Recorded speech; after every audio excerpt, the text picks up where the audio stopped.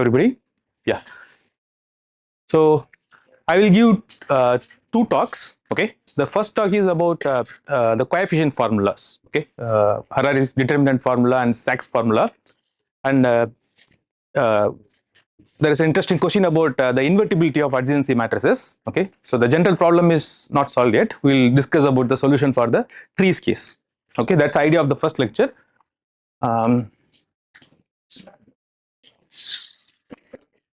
So lecture 1. So it's about coefficient formulas.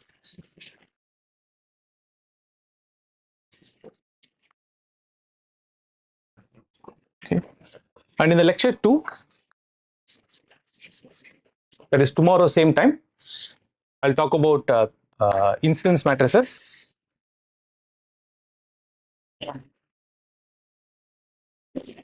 and then Laplacian,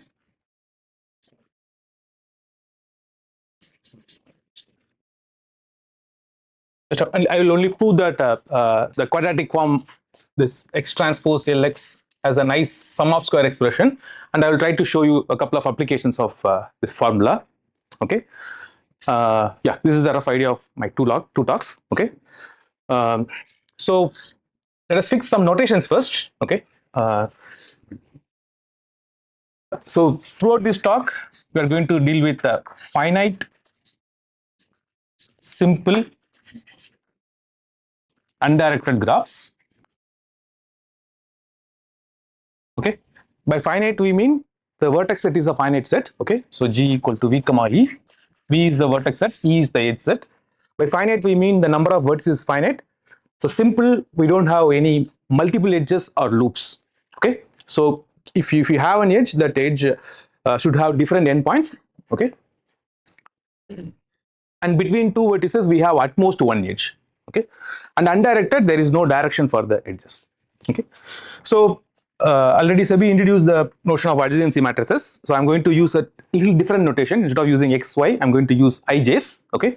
So given a graph on n vertices, so we'll use the notation A of G. I'm not going to use any groups here, so I'm free to use G. Okay, G for graph. Okay, here. So G is the adjacency matrix.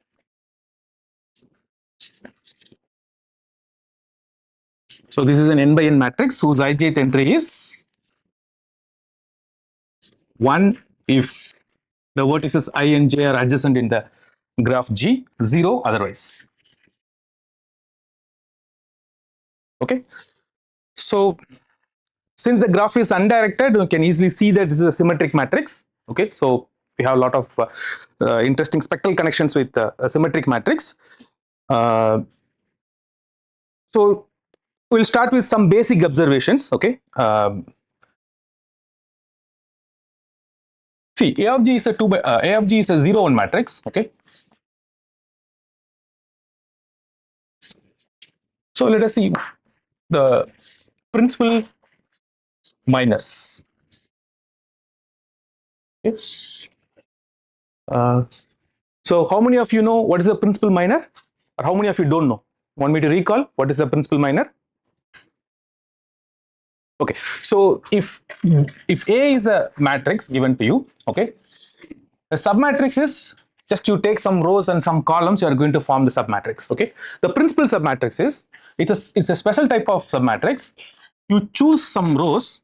Okay, let's say I1, I2 up to some k rows you are choosing. You choose the columns indexed by the same indices. Okay, so a principal submatrix is a submatrix of the matrix A. Okay, suppose if whose rows are indexed by I1, I2 to Ik, then you have to choose the columns I1, I2 to Ik, the same thing. So by definition, the principal submatrices are square matrices, square submatrices. Okay, so principal minor is nothing but the determinant of a principal submatrix. Okay, so I'm not going to write everything. Okay, so principal minor is like the determinant of the principal submatrix. Okay, so let us see the 2 by 2 submatrices, principal submatrices of A of G. What are the 2 by 2 principal submatrices of A of G? So by definition, both the rows and columns should be indexed by the same set.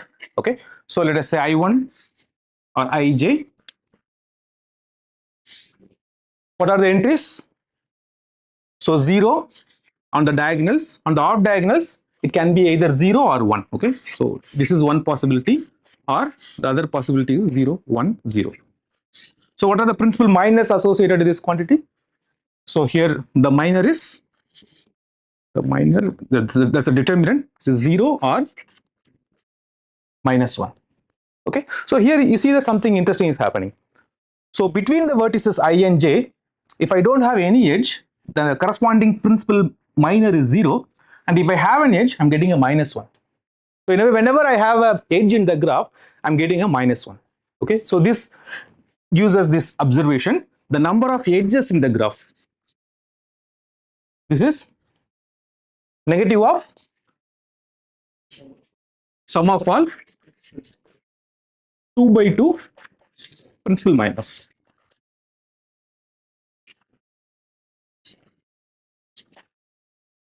Okay, now let us do one more case. Let us focus on 3 by 3 minors. Okay, so let us consider 3 by 3 principal submatrices.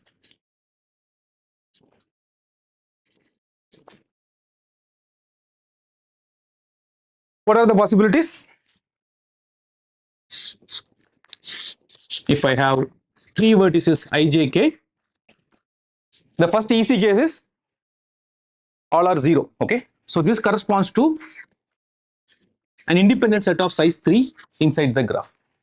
Okay, what are the other possibilities? It can happen that 2 of them are adjacent, the other one is independent. So I without loss of generality, I will take I is not connected to j and k, so we put 0. Okay, what is the other possibility? Okay, all are connected to each other. We'll directly go there.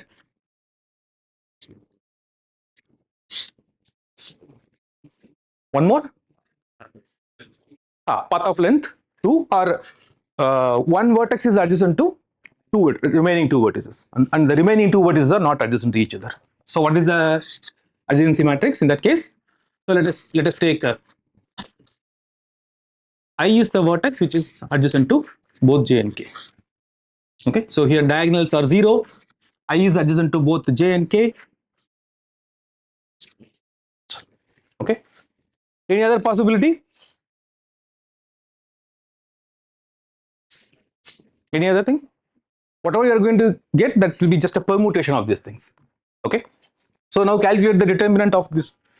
Sorry, this matrices. So for the first one, this is 0. Here it has a 0 row. It is 0, and here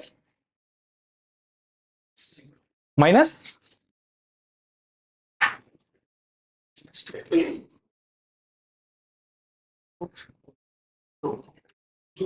2. Okay, this is 2, and what about this? This is 0.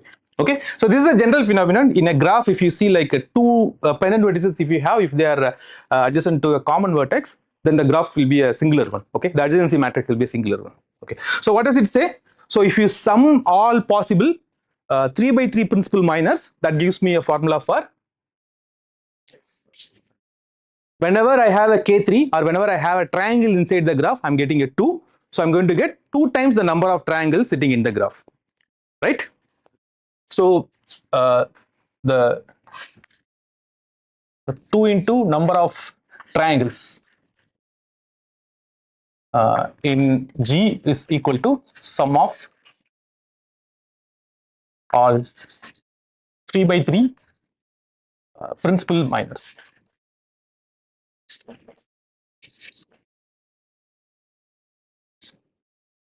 Okay. So why are we doing all these things? Okay. So before saying its connection with the spectrum, so I will recall, or I think at least when first time when I read this was a new result to me. When you have a matrix, okay, let us assume it's a symmetric matrix. So if you consider the characteristic polynomial, determinant of a minus lambda I, I don't want to miss the sign. Okay.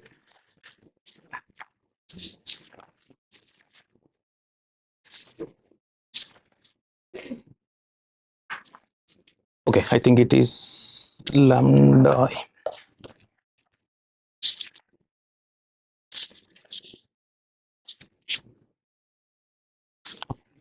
A minus lambda I. Okay, so if the if this is the characteristic polynomial plus c1 times lambda power n minus 1 up to cn, then what are the formulas you know for these coefficients?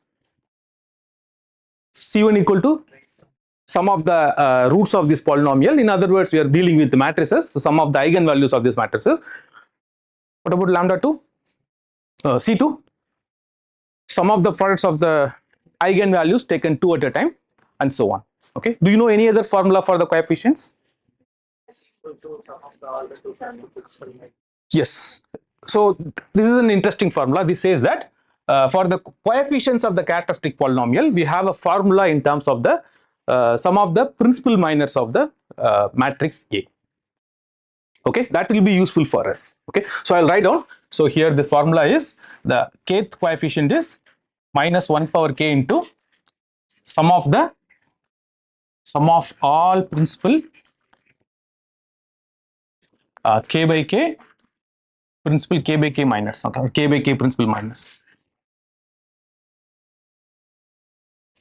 Okay, so I'm not going to give proof of it. If you want, we can do it in the tutorial. Okay, so if you assume or if you take this formula for granted, then what does these two things are saying?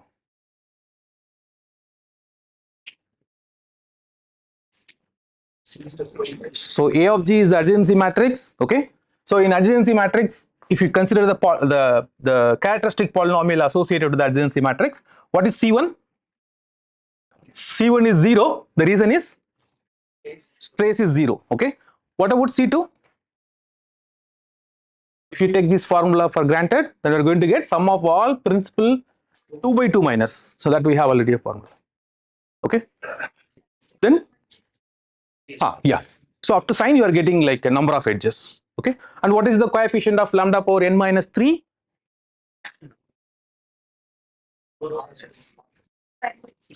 Triangles. C1 is a trace, C2 is 2 by 2, C3 is 3 by 3 sub minus, that is you are going to get twice the number of triangles. Okay, so this gives a nice like relation between the kind of the substructures which are sitting inside G with the coefficients of the characteristic polynomial. Okay, so Harare-Sachs formula is a generalization of this observation. Okay, they have given a nice formula for the coefficients of all the coefficients of the characteristic polynomial. Okay, so we are going to see a formula of it. Okay, are you okay? Okay, if you have any question, please stop. I'll be happy to explain. Okay, so first I will start with this Harare's determinant formula.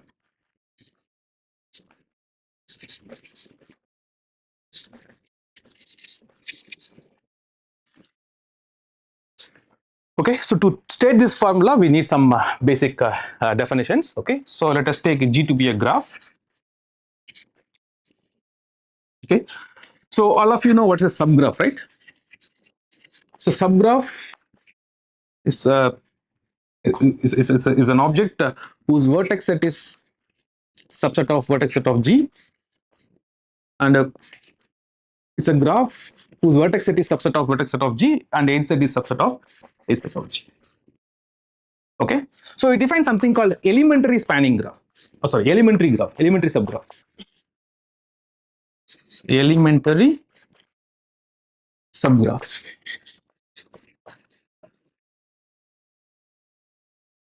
So elementary subgraphs, they are basically subgraphs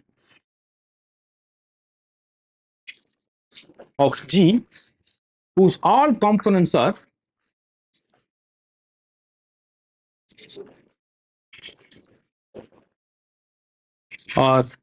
either edge or cycles.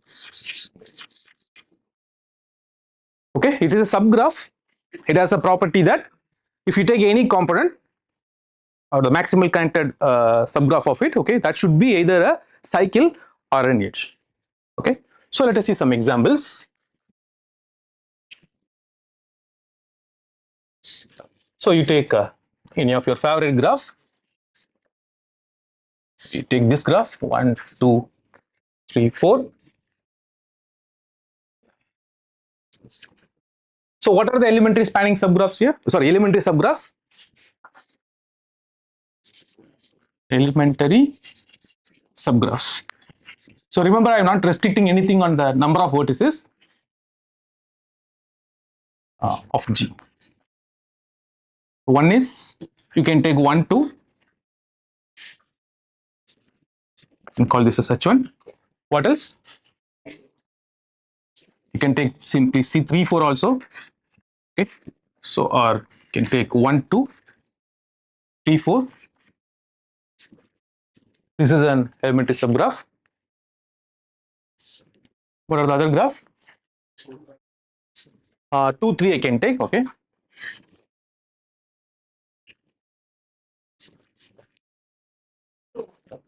Huh? 2, 3, 4, the cycle you can take, okay. So 2, 3, 4.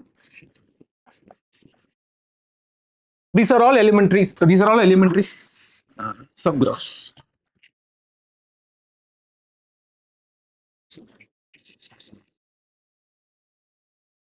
Okay. So all of you know spanning subgraph, right?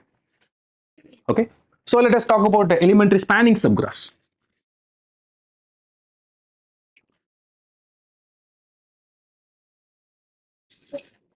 Yes. Non-example. Good. 1, 2, 3. This is not a elementary subgraphs.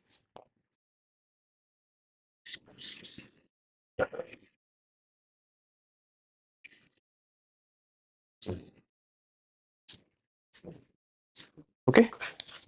Because it has only one component. It is neither a cycle nor an edge. So elementary spanning subgraphs are, they are spanning subgraphs which are all elementary. Okay. So what are the elementary spanning subgraphs of G here? For G, you have 1, 2, 3, 4. Anything else?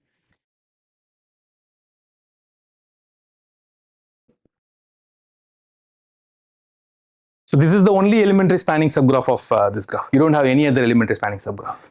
Okay. So this is the only. So this is the only elementary spanning subgraph.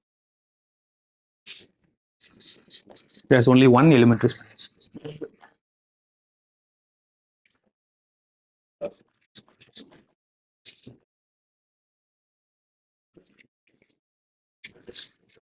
Okay. So this is the one idea we want to use when you are stating the formula. Are you okay with this? Want me to repeat any of this part? Okay. Okay.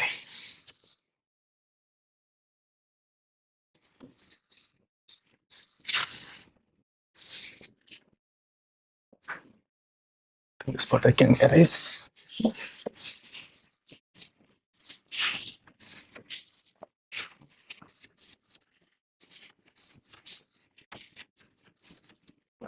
Okay, the main theorem is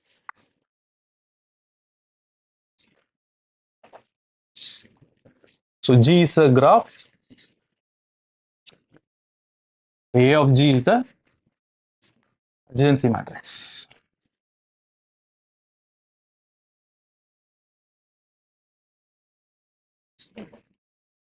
Okay. Then we have a nice formula for the determinant of A of G.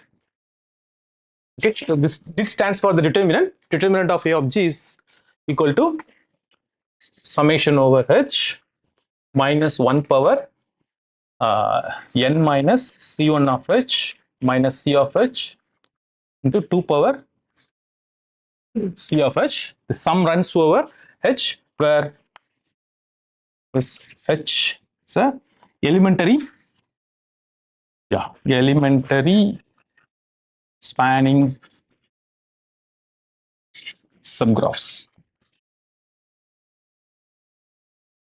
of H. Okay, and I had to explain the two more terminologies. C1 of H is the number of components of H which are edges, okay, which are just edges, and C of H is the number of components which are cycles. Number of components of H which are cycles.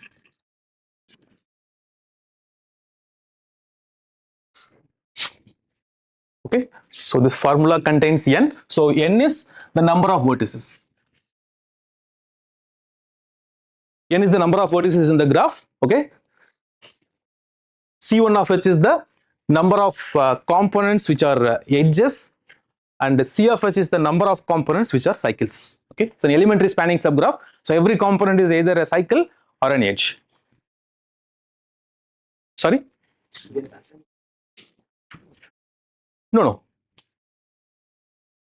You take a G, you take a elementary spanning subgraph. Okay, at least the statement, is it clear? Before giving the proof of it. Okay, so G is a simple graph. For that, we are giving for that graph, we are giving a formula for the determinant, okay, in terms of the elementary spanning subgraphs. So here it should be determinant of lambda I minus A, because you have like lambda I minus A. You know. Determinant of A minus lambda I. That's okay, you're right. You have points or things to be here. Yeah. Is to come, yeah. Okay. Sorry? It's labeled. No, it's not labeled. Hmm. 1, 2, and 3. Hmm. 1, 2, and 3. You want to consider. Not to be separate. Okay, we will see when I'm explaining the proof. You will see that. Okay, so my understanding was like if you are changing the labeling, the formula is not going to change. And subgraph, if you are choosing the different labels, then also it's not going to change. 3, 4. 1, 2, and 3, 4. This is 1 H1. Yes. 1, 2, 4, and 1, 3, and H2. Yes. They are same graphs. Yeah, they are different. Yes. They are different subgraphs. Yes. Okay, so let us give a proof of it.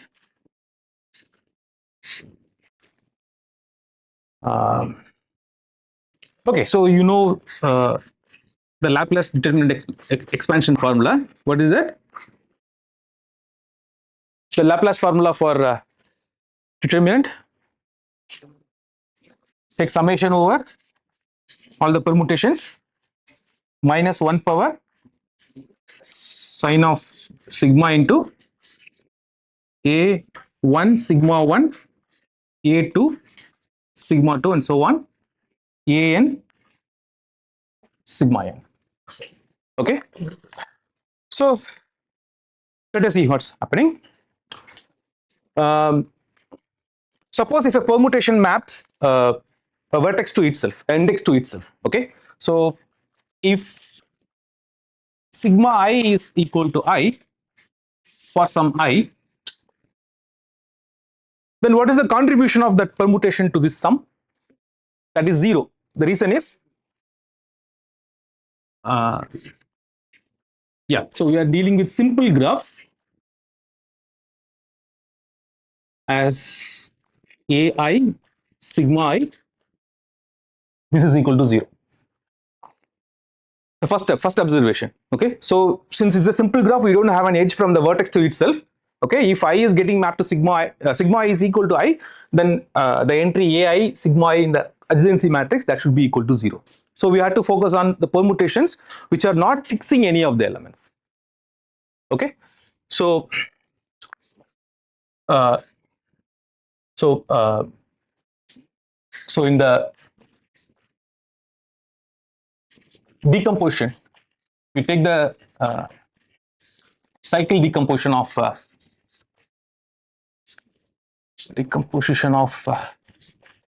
sigma. Every cycle should have length at least 2. So what are the cycles of length 2 in the cycle decomposition of sigma? Suppose if I have a cycle of length 2 in the decomposition of this sigma, then what does it correspond in the graph? That corresponds to an edge. Okay, so every two cycle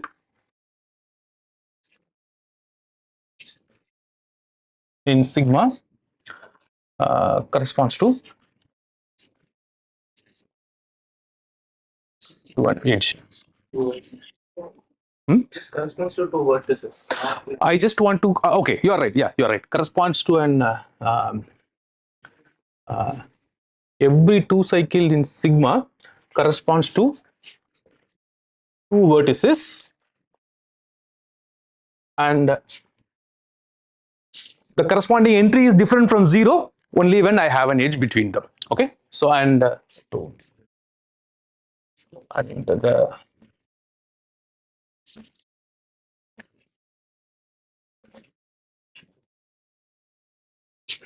how to state that two cycles correspond.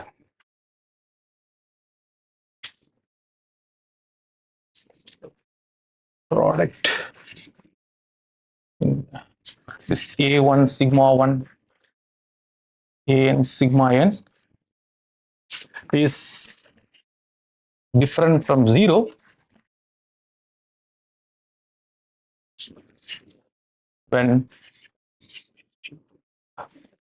there is an edge between them.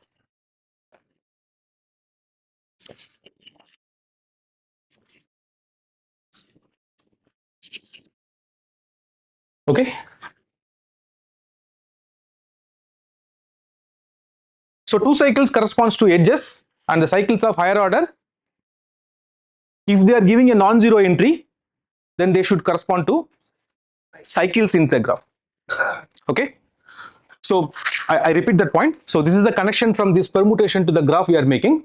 When you have a cycle in the permutation, okay, in the decomposition, suppose if you have, let's say, a k cycle, then the product of that k elements corresponding to the k cycle is different from 0 only when the corresponding the k cycle is indeed a cycle in the underlying graph. Okay, so that's going to give me, so that's going, we are going to use to calculate the sign of the sign of the permutation for that. Okay, okay, so what is sign of the permutation? This is Length of the cycle. For cycle. For cyclic function. So you decompose into transpositions, cycles of length 2. How many cycles of length do you have? That is the sign of the permutation. That is one way to calculate the sign. The number of transpositions in the decomposition of sigma. So now we have to count, that's all. Decomposition of sigma. Okay. Minus 1 power sign, only sign I'm calculating. Okay. Yeah.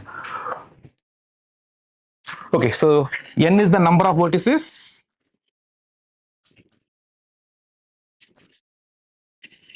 Yeah, C1 of h is the okay. C1 of h is the number of components which are edges. C of h is the number of components which are cycles. Okay. Now let me do the calculation here. So this quantity. Okay. So this is.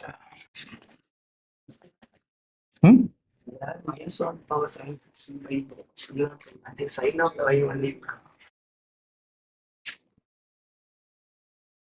Oh, okay. You are right. This is what you mean? Okay.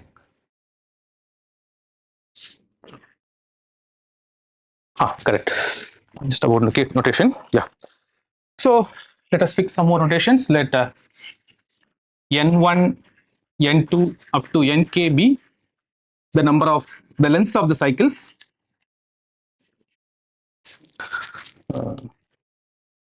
Lengths of the cycles. Okay.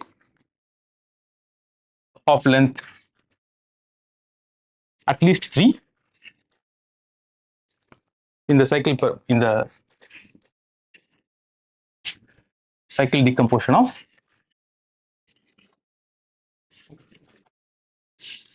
pi, sigma here.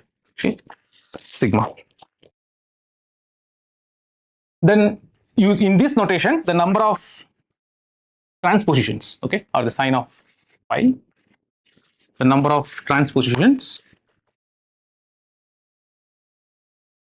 in the decomposition of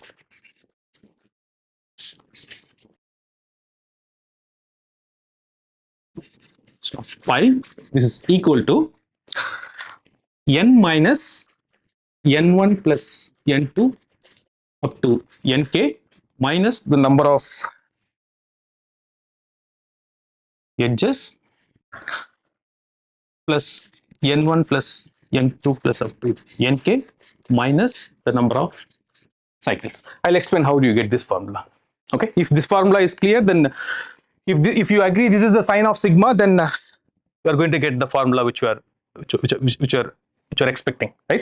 This n1 to nk, this n1 to nk, these two will get cancelled. I'll end up with getting n minus c1 of h minus c of h. Okay, so if I can justify why this is true, then I'm done. So why this is true?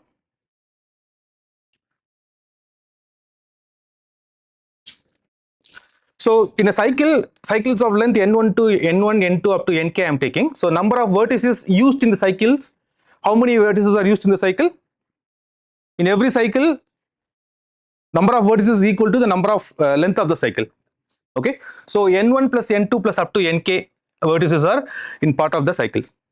Okay, so n minus the number of vertices in the cycles will give me the number of vertices which are part of edges, right? Corresponding to every edge I have 2 vertices. Okay, so if I had to see what is the number of edges there, then I had to subtract the c1 of h. Is this part clear? Okay, so n minus n1 plus n2 up to nk minus c1 of h, this first part gives you the number of edges in the elementary spanning subgroup. Okay, what about the second one? n1 plus n2 up to nk, this is the number of vertices in the cycles. So how many transposition they will give? If you take a cycle of length k, how many transposition you will get? K minus 1. If n1 is the length of the cycle, then n1 minus 1 is the contribution of the cycle to the transposition decomposition. So n1 minus 1, n2 minus 1 up to nk minus 1. If you add everything together, you will get n1 plus n2 plus nk minus c of h.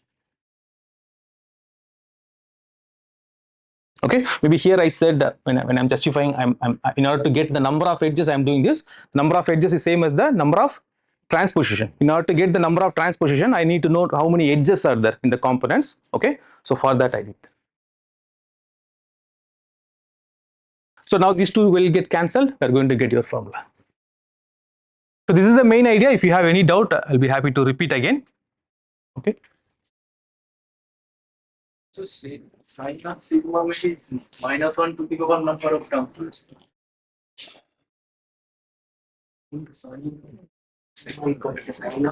Maybe I missed the. Yeah, you are right. So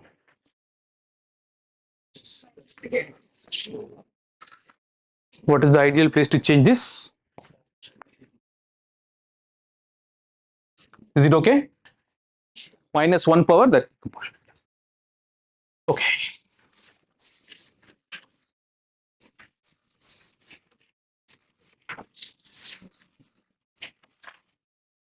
So let us use the formula to calculate a determinant of this matrix, determinant of this graph. Okay. Is it okay? Missing anything? Okay. So let us use this formula to calculate the determinant. Yeah, sorry.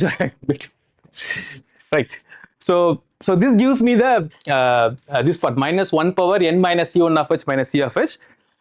So suppose when I have a cycle, okay, in the cycle decomposition, okay, so that that cycle gives me a count of 2 in that formula, okay, two ways of orienting, okay. So corresponding to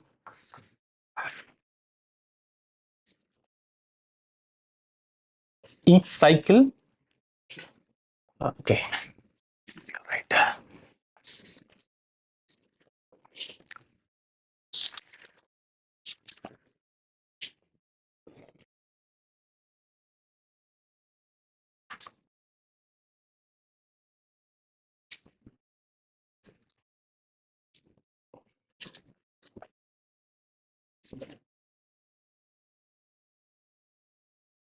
Just try to use his word.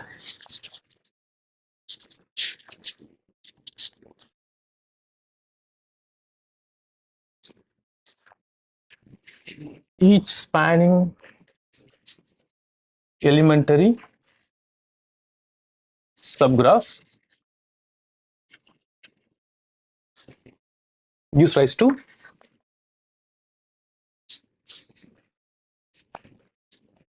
two power c of h terms in the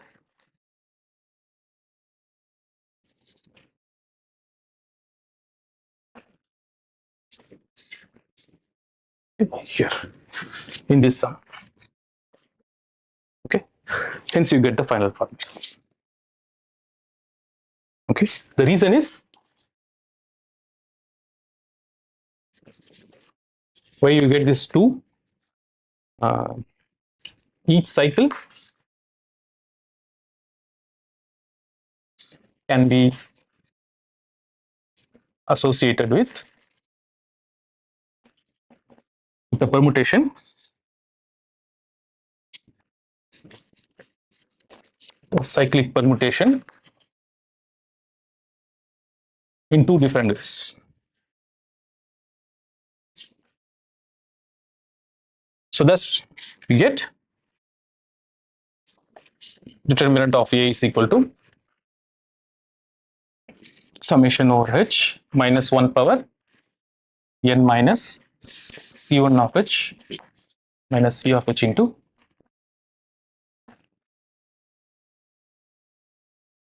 okay. So let us see an example.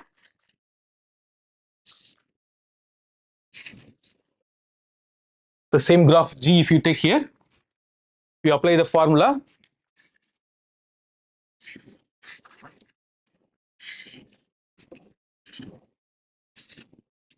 so we have seen that it has only one elementary spanning subgraph.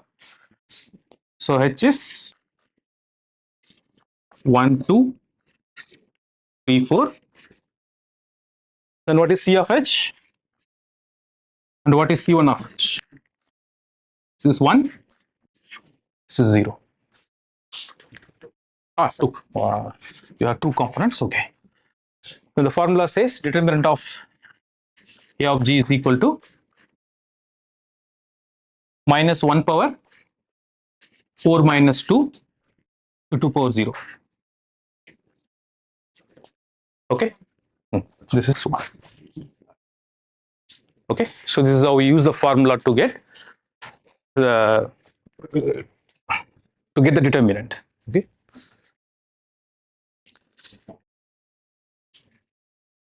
So if you see this formula from the characteristic polynomial point of view, so determinant of A of G is nothing but coefficient of the constant term. Okay. So now do we have a formula for all the coefficients of the characteristic polynomial this nice way. Okay, so of course we do have, that's called Sachs formula. Next I'm going to prove that.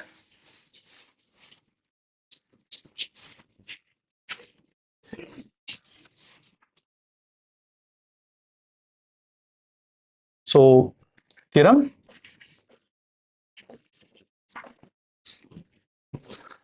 G be a graph with n vertices. Let G be a graph on n vertices, and if the characteristic polynomial is given in this way, yeah, lambda I minus a, this is equal to lambda power n, c1 lambda power n minus 1 and so on, cn, then ck is given by, just take the summation over all the elementary spanning subgraphs, elementary subgraphs of size h, okay, 2 power c of h, where h is a elementary subgraph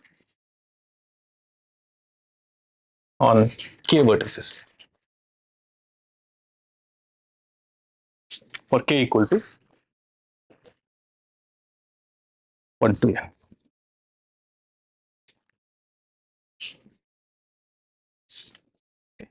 So we have already derived a formula for Cn.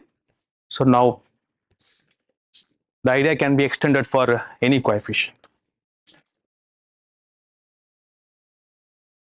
And again, if you take this formula for granted, what's the formula for C1 from here? From this formula.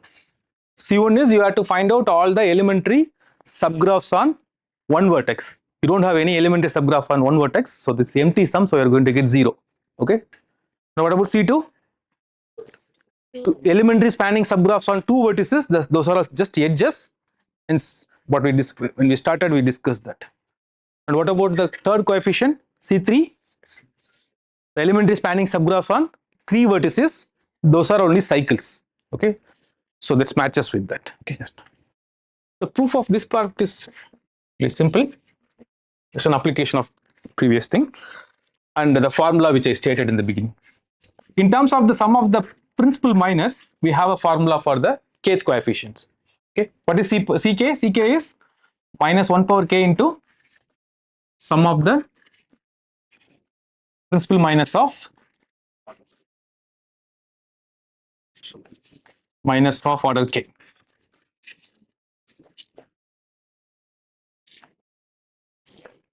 So principal minors are the determinant of the principal submatrix.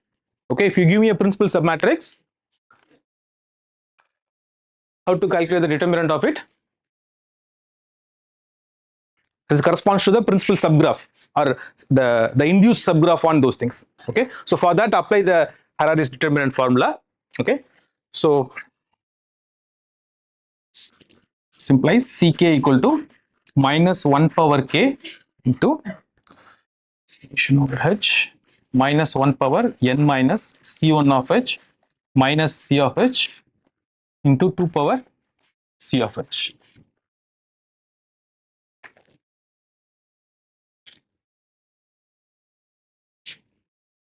Oh, this is not n, this is k.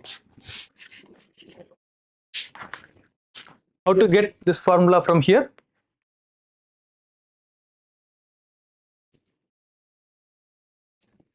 You take the minus 1 power k inside, so that will be minus 1 power 2k, so we can discard that the minus 1 power.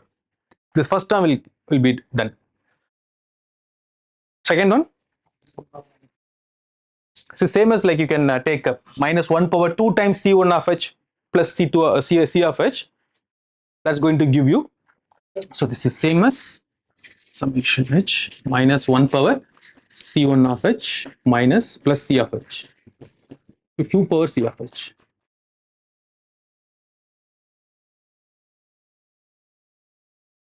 Okay.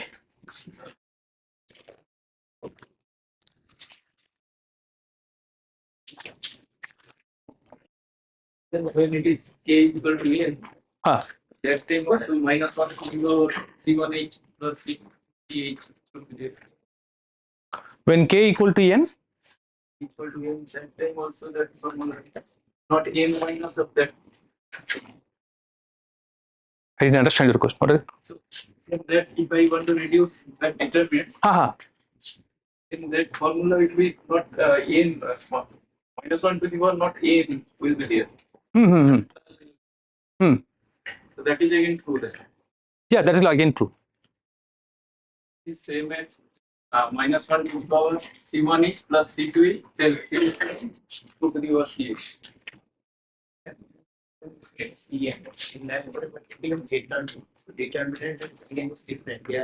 Up to sign.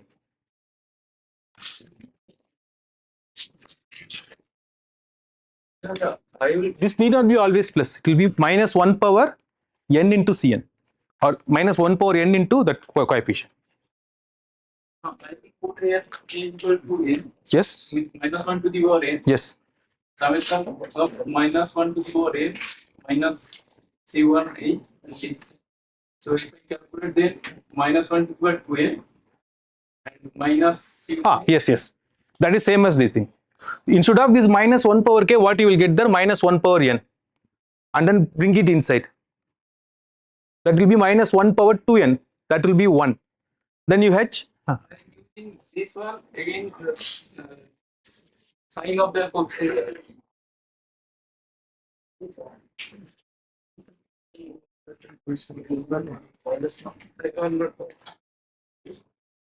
From k, but we have using from this. I am using for n equal to k. K equal to n you want to use. In this formula, you want to substitute k equal to n. Okay. So then what's the Cn minus 1 to the power n summation previous line. Okay. Minus 1 to the power n minus this thing. Okay. So then if I multiply this minus 1 to the power n inside, Okay. then minus 1 to the power 2n minus C1h minus CH. Okay. And to the power this. Yes. So then minus 1 to the power 2n is, we can manage it. Okay. Minus 1 to the power minus of C1h plus minus CH. Then if I add this 2 times of these things, so then minus 1 to the power C1h plus CH into the power this. So in this determinant thing, my question is, n is not required then, and that should be plus. Second, Cn is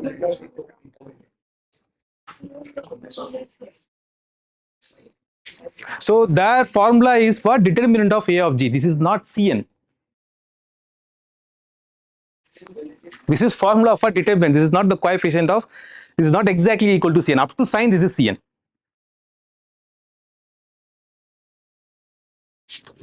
Clear?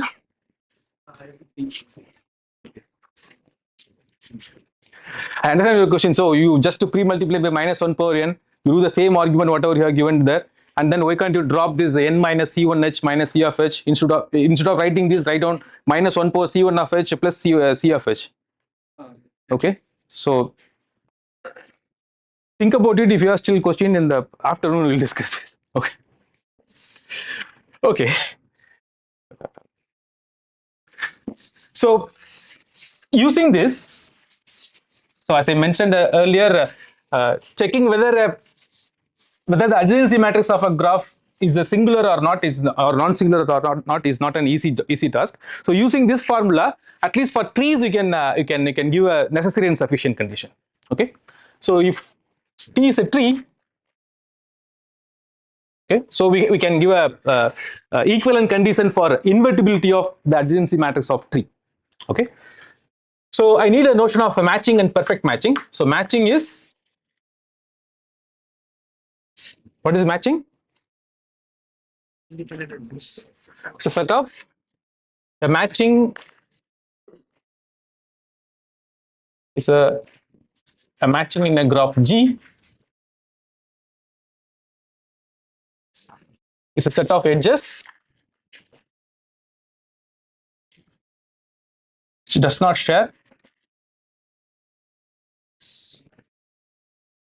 any vertex in common.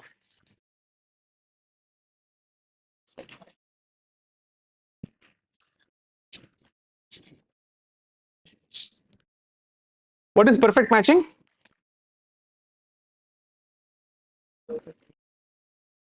Okay.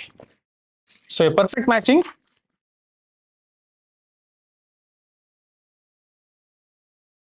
is a matching which includes all the vertices.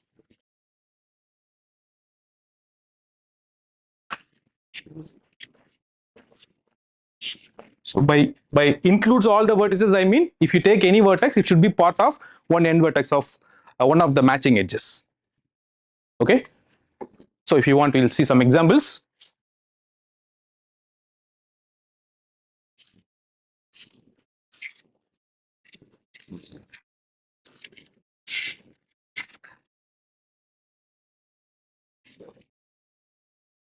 Okay, you take this to be your graph. Maybe I will give numbers 1, 2, 3, 4, 5, 6. Can you give an example of a matching here? The edges, if I take 1, 4, 2, 3, this is a matching. Okay, so 1, 4 and 2, 3.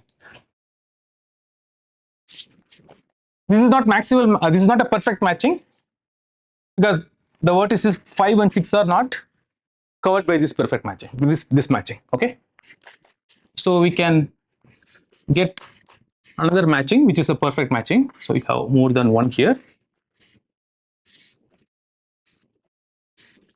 This is a perfect matching.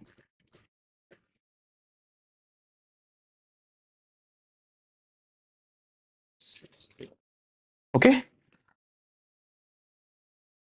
so the result which I'm going to discuss is says this: if you give me a tree, okay, if I had to check whether the adjacency matrix of a tree is invertible or not, it's enough to check whether the tree has a perfect matching or not. Okay, existence of perfect matching is equivalent to non-singularity of the adjacency matrix of the tree. Okay, proof of it.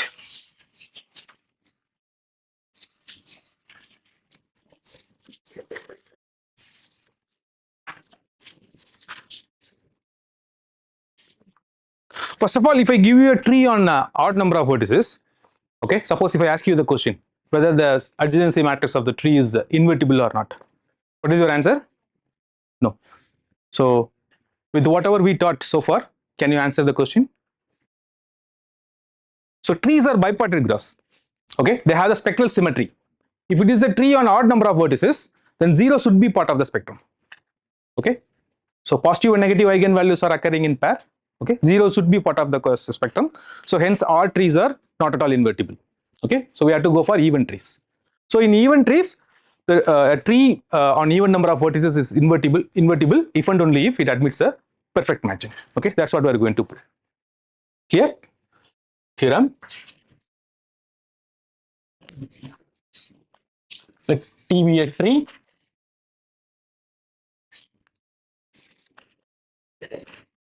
Then A of T is invertible,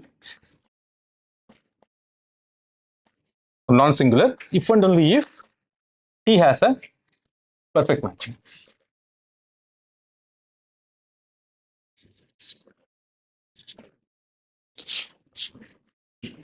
The proof. What is the determinant formula? Determinant of A of T. If you use the Harari's formula, this is summation over H minus 1 power n minus C1 of H minus C of H into 2 power C of H. C1 of H is the number of edges, C of H is the number of cycles. So what are the elementary spanning subgraphs of A of T? It contains only if there is a elementary spanning subgraph, only it contains edges. That means that is a matching. Okay. So this is the formula.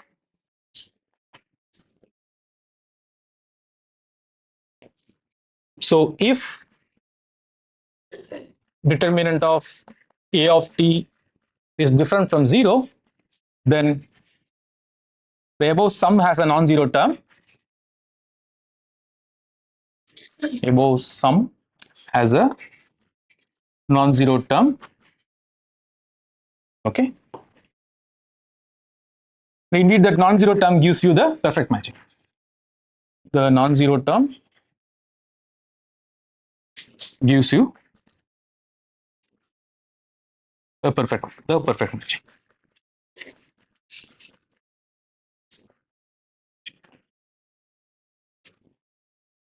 Writing the reason is, if a tree has a perfect matching, then it should be unique.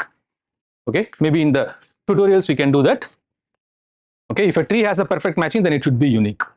Okay, so we don't need it for this part of the proof. For the converse side, we need that proof. We need that fact. Okay, so are you with me so far? So seeing it for first time, like if you have any doubt, you can please feel free to ask. Okay, if T is a tree, the determinant of the tree is different from 0, then by the Harari's formula, we have a elementary spanning subgraph. Okay, so for trees, the elementary spanning subgraphs are nothing but perfect matching. Okay, that's the only argument we are using here. So now let's prove the converse. If T has a perfect matching, let T have a perfect matching.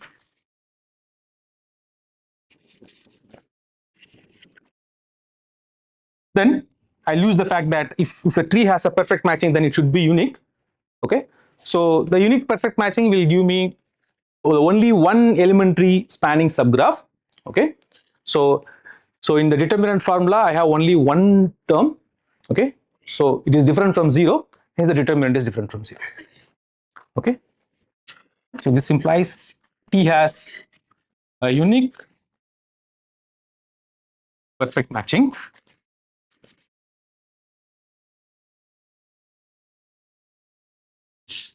This implies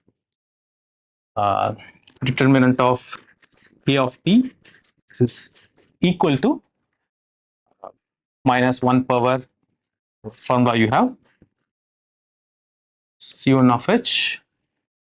That's it. This is different from.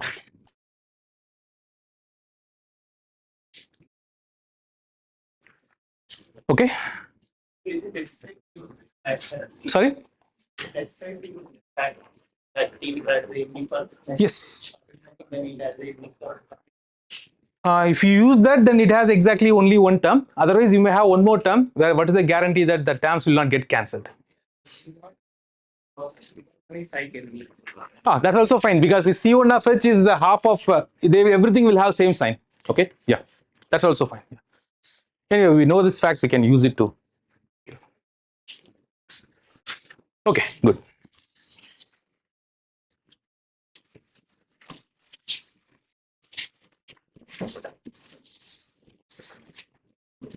Okay, so this completely characterizes the invertible trees. For arbitrary families of graphs, like I think even for bipartite, Gottzel had done something, and he mentioned an open problem. It was solved in 2019 sometime.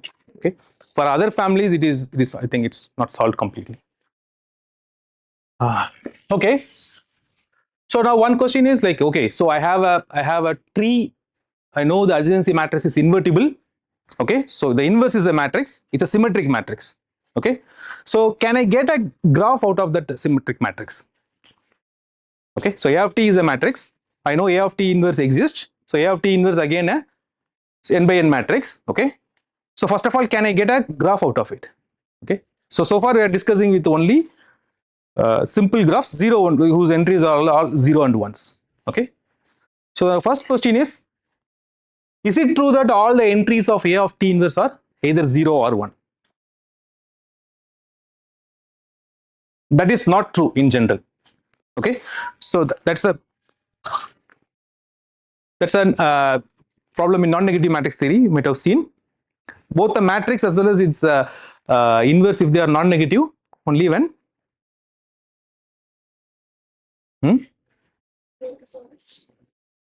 yeah, in graph term it is some P2, some copies of P2s you are going to get. Okay, so we will see that as such, like if you take the inverse of A of t, that's not going to give you a 0 1 matrix, but suitably one can define a scaling, okay, by diagonal matrices. Then we will get a 0 1 symmetric matrix. So whenever you have a 0 1 symmetric matrix, then that is going to represent a graph. Okay. So okay, I got a graph. The next question is, I started with a tree. I'm taking inverse of that graph, inverse of the tree. Okay, I'm getting a graph after up to scaling. Will it represent a tree again? Right? I'm taking a graph from some family tree. Okay, I'm expecting the inverse of that tree is also a tree. Okay, so that need not be true in general. Then we will define something called the corona tree. Okay, for the corona tree, these two for the corona trees are trees for which both the tree as well as its inverse, they are representing trees. Okay, that's a characterization. Okay, and in terms of alternating paths, I will define what is an alternating path. You have one more interesting characterization. Okay, so we will see that. So that's the idea of the rest of the talk. Okay, so we pose the question: A of t inverse is it's not a 0 1 matrix. Okay, so we will do a suitable scaling to get a 0 1 matrix, and we will show that like this A of t inverse is also representing a tree only when t is a corona tree. Okay, that's what I'm going to do. Okay, so before doing that, I will give a combinatorial description for the entries of inverse of this A of t. Okay, so we know A of t is invertible. Now what are the entries? For the entries, we have a nice combinatorial description.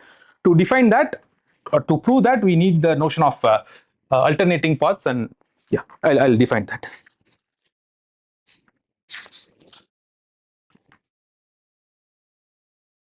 So formula for the inverse of the tree.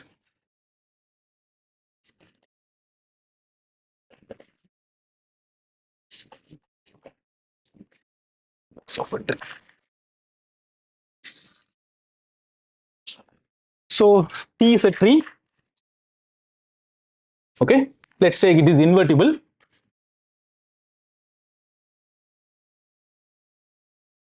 So this implies it has a perfect matching. Let's say scriptum is a perfect matching. Is the perfect matching.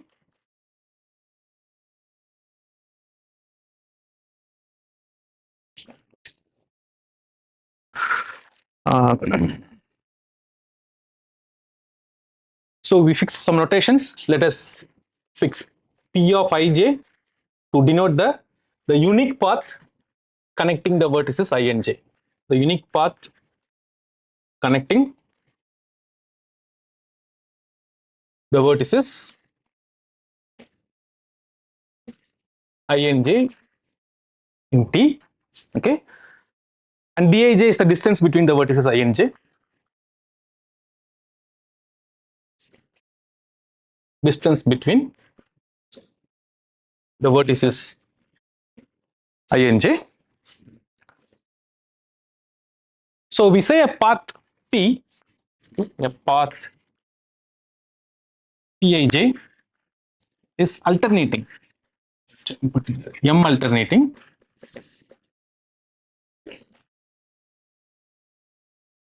The definition is like it starts with an edge. It starts with the vertex I. It ends with the vertex j.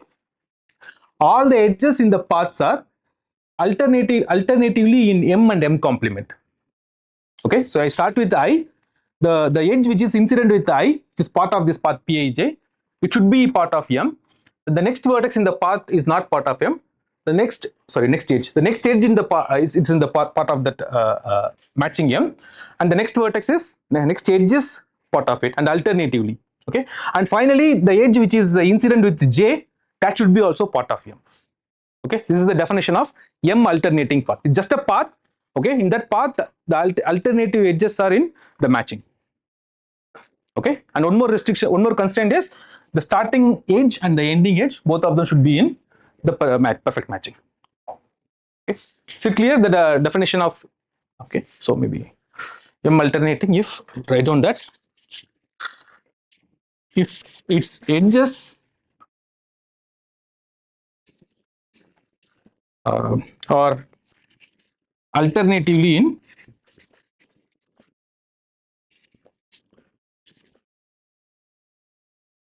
the M and M complement, and the first and last the first edge and the last edge, okay, and the last edge are in,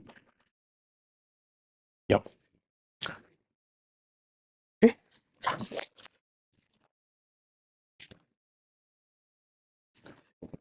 Maybe if you want to see, let us see an example.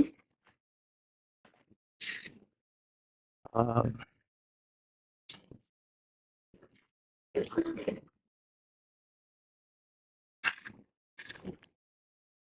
you're on the safer side.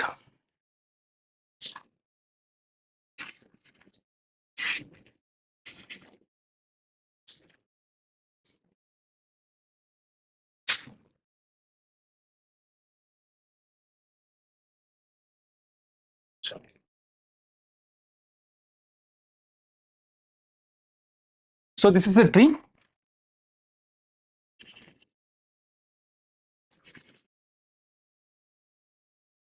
I can take this as my perfect matching. This matches every vertices, every vertex. Okay, let us give some name. 1, 2, 3, 4, 5, 6, 7, 8. So if you consider the path connecting 1 and let's say 6, is it a M alternating path? 1 to 6. This is not an M alternating path. Okay, so this is not an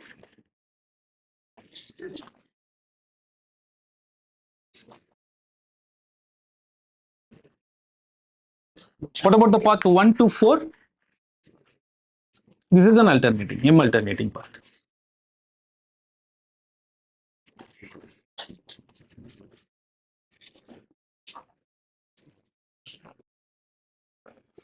Is it clear? So 1 to 6 is not an M alternating path because 1, 2 this is part of matching, 2, 3 is not part of matching, and 3, 5 this is the only unique path. So this is not part of the matching, hence this is not M alternating. Okay. On the other hand, here if you see 1, 2 is part of the matching, 2, 3 is not part of matching, 3, 4 is part of matching, hence this is an M alternating path. Okay. The formula involves this notion of alternating paths. Okay.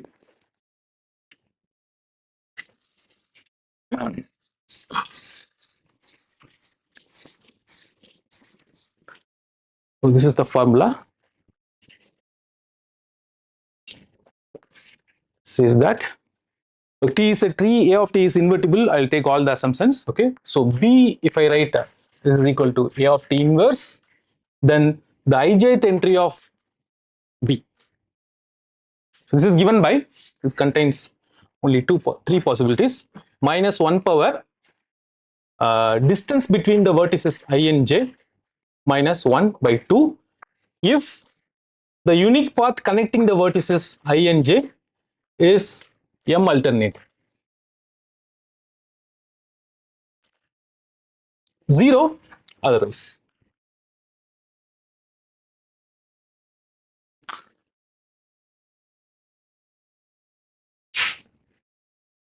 So this gives a complete description of the entries of the inverse.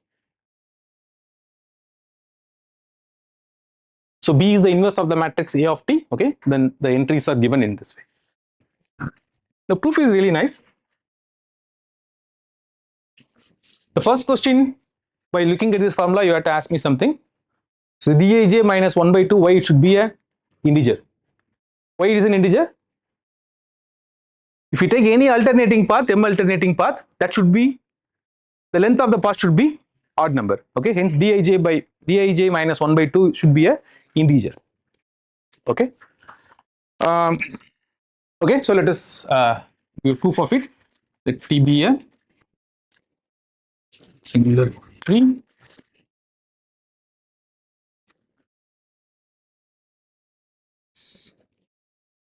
So let us fix labeling for the vertices. Let's use 1 to up to n for the vertices. Okay.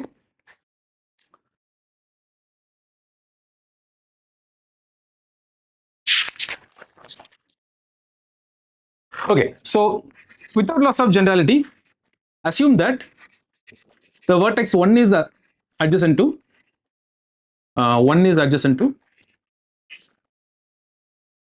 the k vertices 2 to k. Okay, so that is one is here.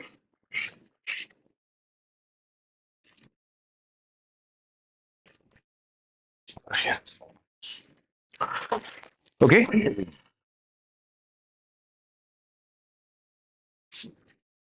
So what the proof strategy is, I'm going to focus only on the first row of B. I will show that the first row given by this formula satisfies the inverse formula. Okay, the inverse equation, that is AB will calculate. AB will show that the product AB, if you calculate, okay, that is going to give you identity. Okay, that I'm going to prove only for the first row. For the rest of the rows, the proof is similar. Okay, so I will be focusing only on the vertex 1. Okay, so from this picture I can conclude something. If I look at the entries Aij, if j is strictly greater than k, what do you know about Aij? The neighbors of 1 are 2 to k. I'm choosing an index which is larger than j, larger than k, so this entry should be 0. Okay, we can write down the term. So I'm interested in calculating this term A1j to bj. Okay, maybe we'll start with A1j bj1.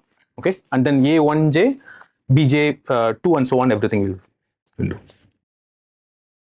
Okay, so in this summation, starting from j equal to k plus 1 to n, everything vanishes. Okay, so the possible non-zero terms comes from j equal to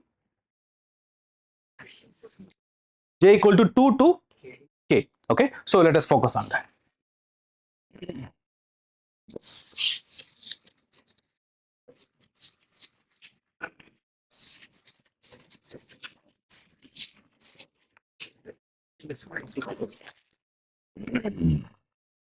Also, you observe one more thing. If you take B1j, about this quantity for 2 less than or equal to j less than or equal to k. It's not 2, 3. 3 less than or equal to j less than or equal to k. So okay, maybe I will say that since it's a non-singular tree, it has a perfect matching. Okay, so M be the perfect matching.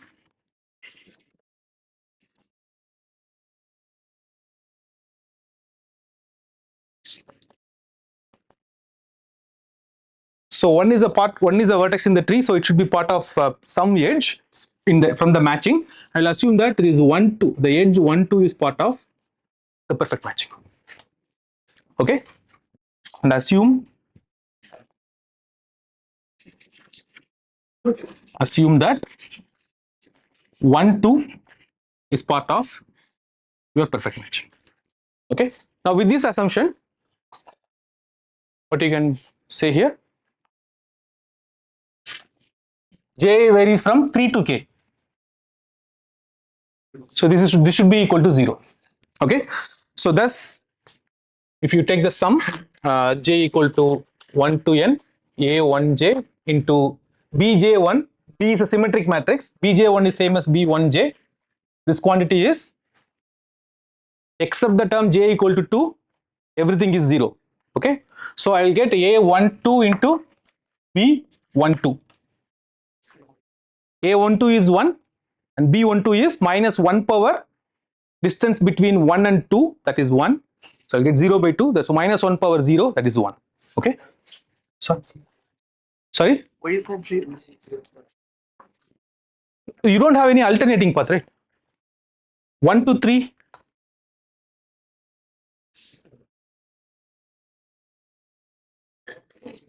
What are we trying to prove here? We first defined B and then we are trying to prove it's the inverse. Yes, we are defining B in this way and we are going to prove this is the inverse of that matrix. Okay, if there is no alternating path, then we are defining it to be 0. Okay, so okay, maybe I will start from the beginning again. Okay, so you know T is a tree. Okay, it has an inverse. Okay, so we are giving this as a formula. We are going to verify this is indeed a inverse of it. Okay.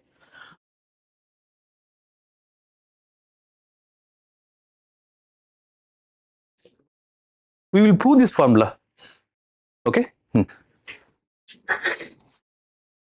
So your question was why 31 B31 is equal to B13, B14 and B1Ks are 0. This is not an alternating path, so it's 0.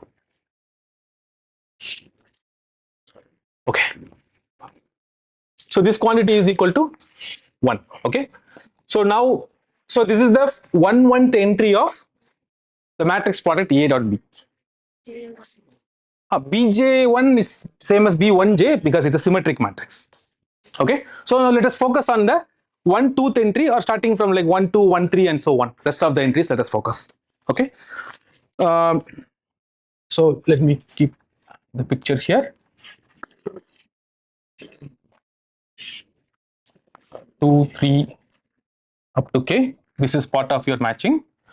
Okay. So now let us remove all these edges and see the components or branches of branches. Okay. So let Ti denote the branch or the component of T which contains the vertex I, which contains the vertex I. Okay. So if I take a vertex L in the component corresponding to 2 in this part, what will happen? Then you don't have any alternating path from any of the vertices from this part to the vertices 3, 4 and so on up to k. Yes. You are right. Components of T minus 1. Okay. This is the component. You remove this vertex 1 and see the remaining parts. Okay. Okay.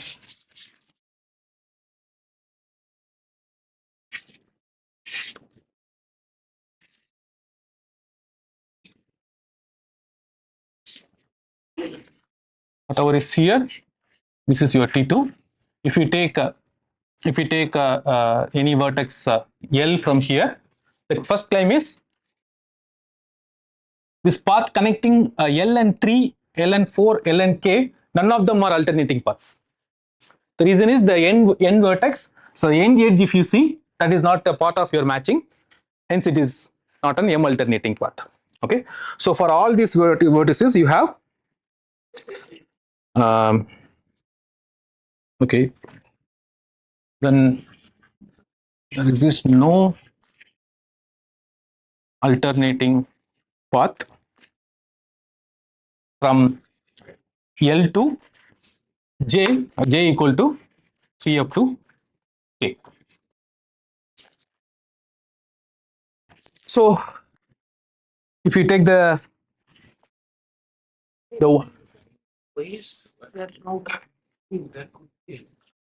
see, if you have a set of edges which are adjacent to a particular vertex, if one vertex is part of the perfect matching, then rest of them cannot be part of that matching. So to 3 to K, I'm not arguing for everything rest of them. Okay. Indeed, that will say that will tell me like yeah. So after, I can conclude only this. From L to 3, I can't have a M alternating path because the edge which is sitting one step before it, it is part of that matching. The confusion is because in general, in alternating paths, we don't have the second condition. Okay, I agree. Yes.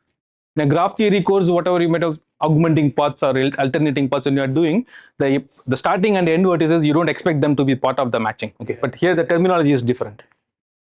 Okay, so I just follow Boppett's book. This is the terminology he used. Okay, so if you are seeing this alternating path in your graph theory course, maybe the starting and end edges need not be part of your that matching, but here we are assuming that. Okay, here we record that. Okay. Okay, so here j equal to 1 to n, a 1j into bjl. This is equal to 0 for j equal to 2 to even. Okay, so how to conclude this? So this happens because a1j this is equal to 0 for every j greater than k. That is the part of a the vertices which are sitting over here. I don't know whether I have an alternating path from L to this one. I know up to 3 and k I don't have any alternating path, but I may get an alternating path in the next level. But I don't worry about this thing because A will take care of it. The part of objects that are sitting over here, they are not adjacent to 1, so that will create zeros. Okay, and BJL this is equal to 0 for all j equal to. In fact, I can put 2 also here, right? Because already I have a matching edge here. So none of the edges which are incident with the 2 will be a matching edge except this 2 one. Okay, so this is going to be 2 to k. And of course, a11 is equal to 0. Look at this sum. For j equal to 1, I have a11, b1l.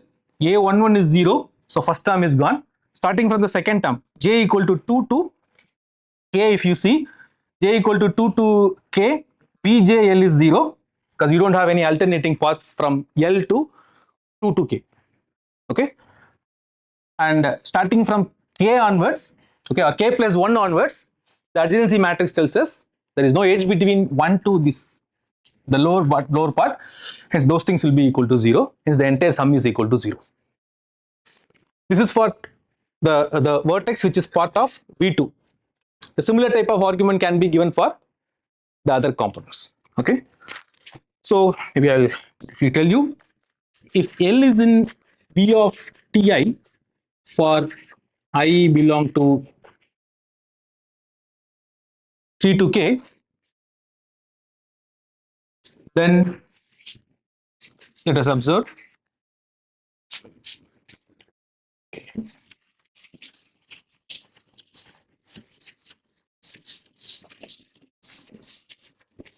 The first thing is TLJ. This is not an alternating path if I take a j in 3 to k. Okay, and I don't want to consider the component which I'm taking the vertex. Okay, this Pij is not alternating.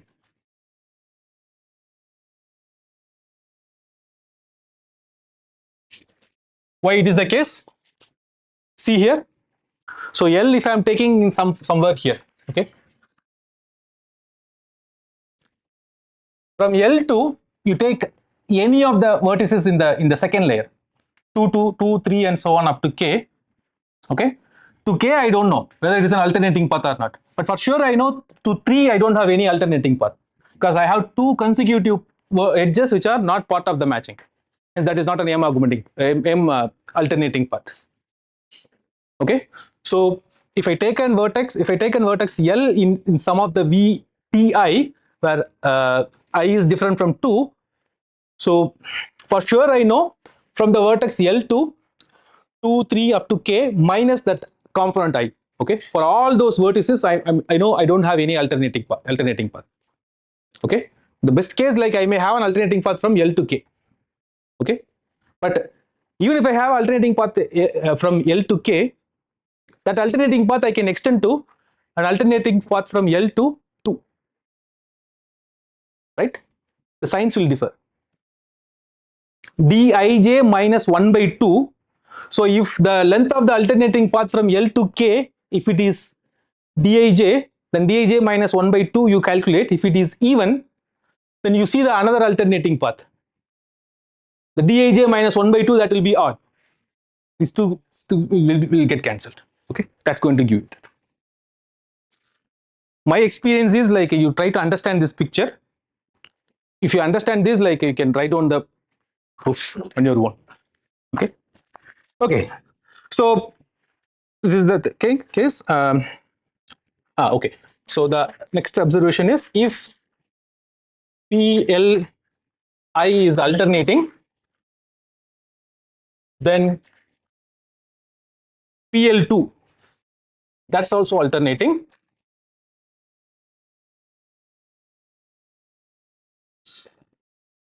And you have this distance between L comma J is equal to distance between L comma 2 minus 2. So this will cancel out, that 1 and minus 1 will appear, it will cancel out. Okay. So this all together, this implies summation j equal to 1 to n A1j into BJL. This is equal to 0. Okay. So now let us see first what we showed. Okay, so we started proving here.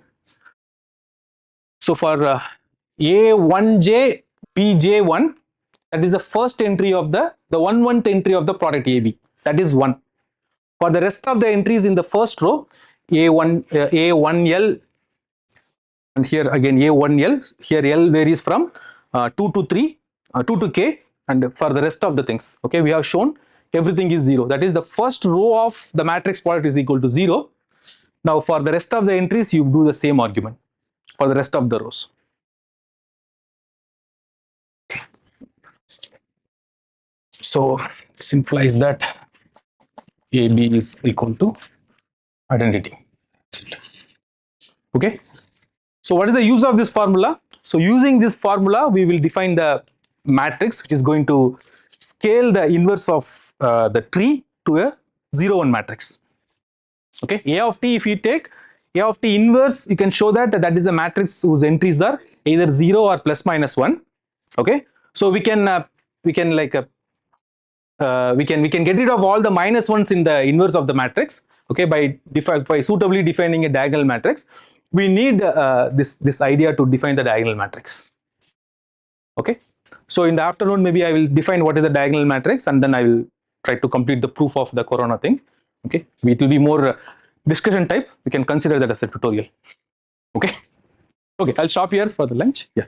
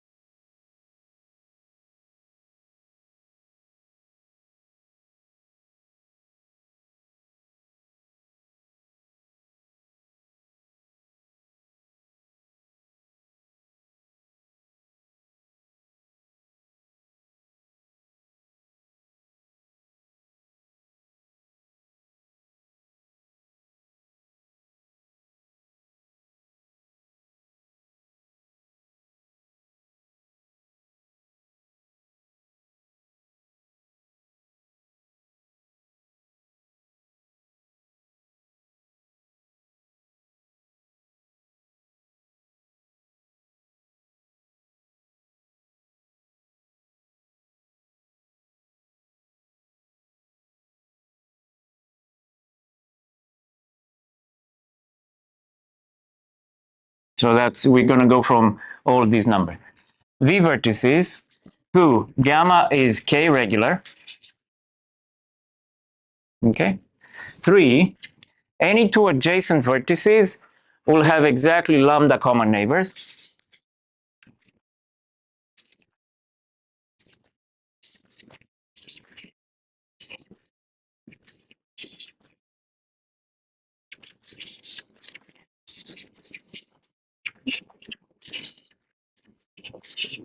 And you can guess what mu stands for. Any two non-adjacent vertices and distinct. Any two distinct and non-adjacent vertices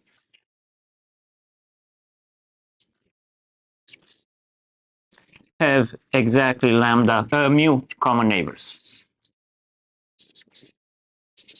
So I hope it's not confusing if I'm using lambda now to denote something else. Some people, so in some books, so vk lambda mu is a notation that is used in, for example, in the books by Brouwer and Hammers. Gotzel and Royal, they use maybe N, K, A, C, something like that. But the meaning is the same for in both situations. Okay. So a strongly regular graph is just a regular graph who has these extra two properties about the number of common neighbors all the time. So as you can imagine, you know, these things are not so abundant. There are many classes, however. For example, our friend the Peterson graph that we see all the time. Can you tell me if this is a strongly regular graph, and if so, what are the parameters? I'll start. Number of vertices is 10. Okay. 3 regular. Now, any two adjacent vertices, how many common neighbors they have? 0. So there are no triangles, so it's 0. And any two non-adjacent vertices, how many? Let's see how quickly you can check all. 10 choose, I don't know. There. 1. There you go. It's not the smallest one. I mean, there are smaller, strongly regular graphs. So let me give you another example.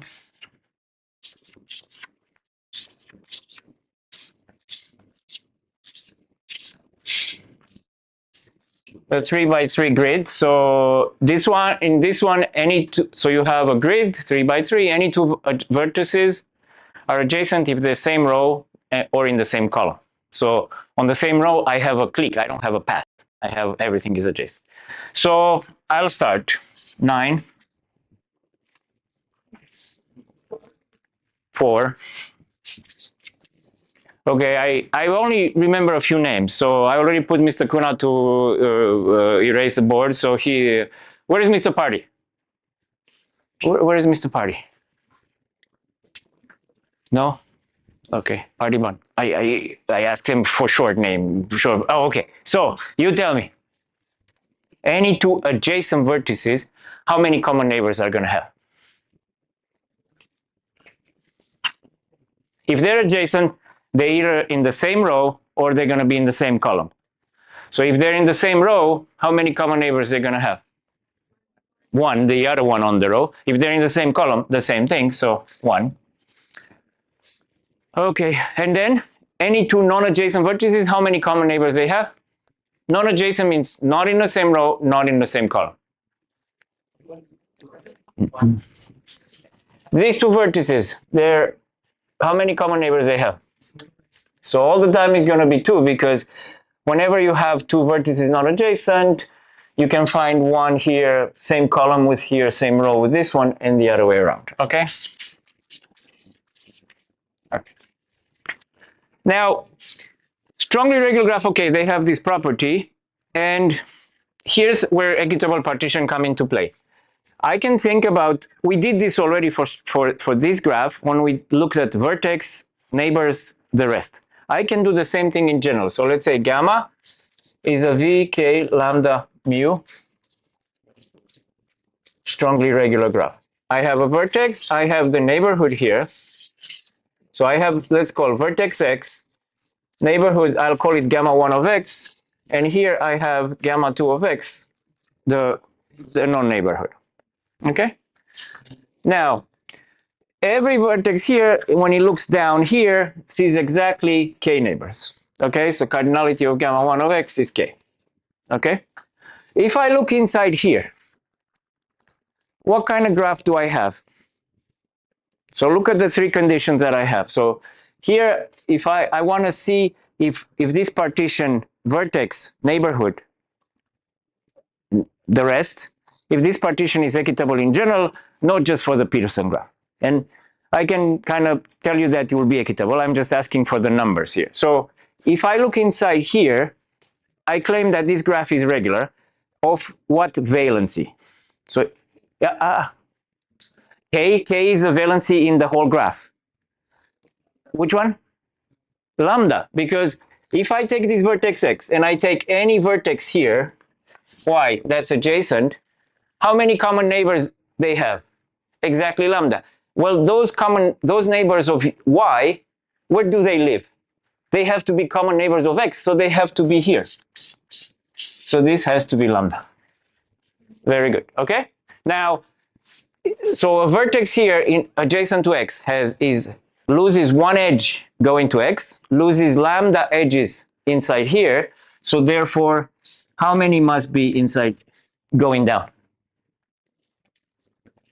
They have to be k in total because the graph is k regular. So k minus lambda minus mu minus 1. Very good. So this one is okay. This one is okay. Between this one and this one is okay. Now let's look here. If I take a vertex z here, how many neighbors does z have here? 0, because they're not adjacent, that's why. Now, the second question, how many neighbors does z have here? Yeah, somebody said it. Well, mu, because x and z are not adjacent, and by my definition, whenever you have non-adjacent, they have exactly mu common neighbor. So this is going to be mu. Z, the neighbors of z can only go up here or can go here. So inside here, what do I see? K minus mu. So what we have is that let's say let x be a vertex in the graph V, the partition V into x, neighborhood of x, and I'll write here vertex is the distance 2 of x, gamma 2 of x, I'll write it like this, is equitable with quotient matrix, let's call it B. So now from x is the first one, so 0 inside it, into gamma 1 k, and into gamma 2 0. Then a vertex from gamma 1 of x, 1 up, lambda in here, k minus lambda minus mu in here. And then at the bottom, 0, mu, k minus mu. So what we did for Peterson graph happens in general for all these graphs that are strongly regular. Okay? So it's a partition equitable for any vertex. Okay? Now, if I go too fast, ask questions. That's always a trick. If you want to slow down, if you don't want anything to be given to you for the exam, you can ask questions and slow down the pace, and then you have less material to study. But here, okay. Eh? The third what? So the third row? I call it gamma 2 of x. So, huh? It is the second neighborhood. I'll explain in a second. So this is, you can say this is z, the distance between x and z is 2, or, so I'm dealing with just connected graphs here, or if you want to, if I don't want to complicate, I'll just say this is v minus gamma 0 and minus gamma 1. You can think of it a vertex, neighborhood, here gamma 2 of x, everything else. That's all. But it's going to be everything at distance 2 from x. These strongly regular graphs have diameter 2 if when they're connected. Okay, the non-trivial ones. Okay. So we saw earlier here, we did let me write here quickly the quotient matrix. We calculated this one. It was 0, 3, 0, 1, 0, 2, 0, 1, 2. That was the quotient matrix for the, yeah. You don't need to use that formula. Just do it for this number, for this picture. It's easier. So don't. That formula, if you understand the meaning of the strongly regular graph, you can come up with that quotient matrix very easily. So now here, for this matrix, what is the quotient matrix? 0 for a vertex. Then if you look in, it has 4 neighbors, 0 here. Then vertex that's adjacent to it, what is lambda, so going back is 1, inside is lambda is 1, and then going down is 2. And then something that is not adjacent is 0. The mu, we agree, was 2, and then it's 2. So you can work out this formula very easy. So you see, it is one of these things that for this quotient matrix, you don't even need to know what's inside the graph. You just do some counting and you get some numbers. Okay, that's all. All right. Okay. I'll erase here. Lambda may be 0. Lambda can be 0. Yeah, lambda can be always 0. Mu can be 0 some other. Very, very good question. So let me write this down. So that's a very good point. So let me write this down so that you can. Okay. So there are some things that, again, as usual, I'm not going to prove, but your colleague is correct. So proposition. So there are some cases which are I will avoid, and these I'm writing them now so that I will avoid from now on. So he has a very good point. He's saying, okay, V and K, V has to be some natural number, K has to be some natural number to avoid trivialities, lambda and mu. We saw here lambda can be 0 because you have no triangles. It's the same thing as lambda equals 0, okay? But he's asking, what about mu? Can mu be 0? Well, what happens is it can be 0, so mu equals 0. It's equivalent to gamma being either, it's equivalent to gamma being disconnected, and which is equivalent to gamma being a disjoint union of cliques complete graph K plus 1. Because mu tells you if you have two vertices that are not adjacent, if you have x and z that are not adjacent, mu tells you the number of common neighbors. Now, if you have mu equals 0, it means that your graph very likely will be disconnected because you will have, for any two non-adjacent vertices, you cannot connect them. You cannot get from one to the other.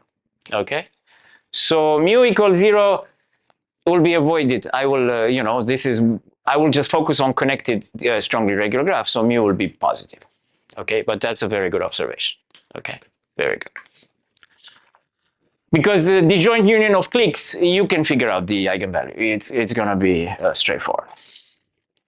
Okay, so I have that. I have examples. So let me erase it.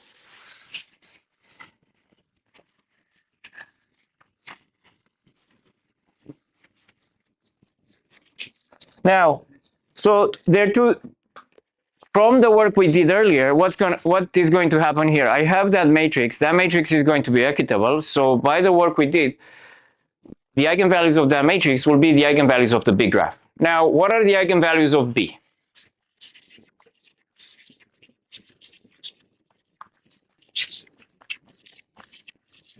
So look at the row sums. The row sums are all K.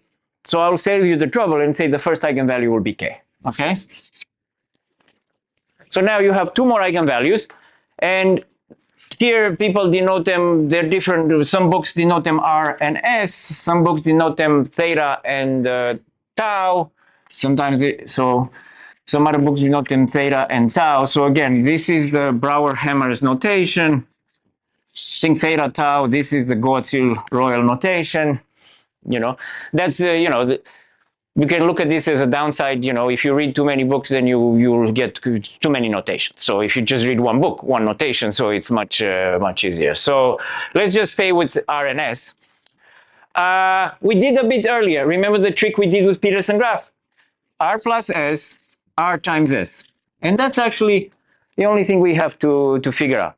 So R plus S, you can always pick it up very easily because the trace of that B is R plus S plus K. And if you look there, you get lambda minus mu. That's it, okay?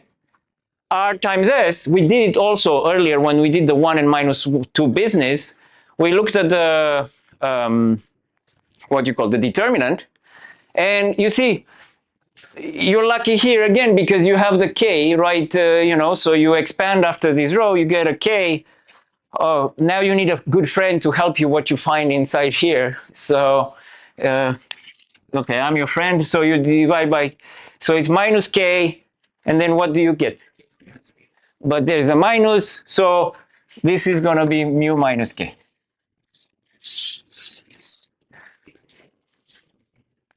Okay, so now, of course, if you want, you can do quadratic equations, which, you know, you can do. But in many situations, these eigenvalues are actually going to be integers. So if I give you a parameter set, like, let me erase here. Let me show you how quickly this can be done.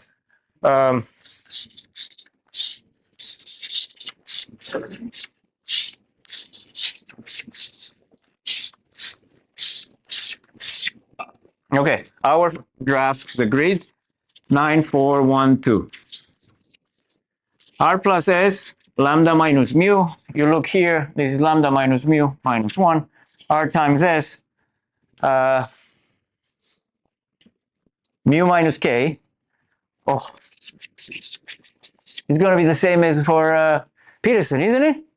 Crazy. Not all of them are going to have just 1 and minus 2, okay? So R is going to be 1, S is going to be minus 2. Okay? So just from the parameters. Now, the good question is here. One question I want to figure out is R and S, are they actually distinct? You know, I mean, I didn't order them, but I can order them. R is always bigger than, and you can actually prove that, you know, they're not the same. You can calculate these R and S are solutions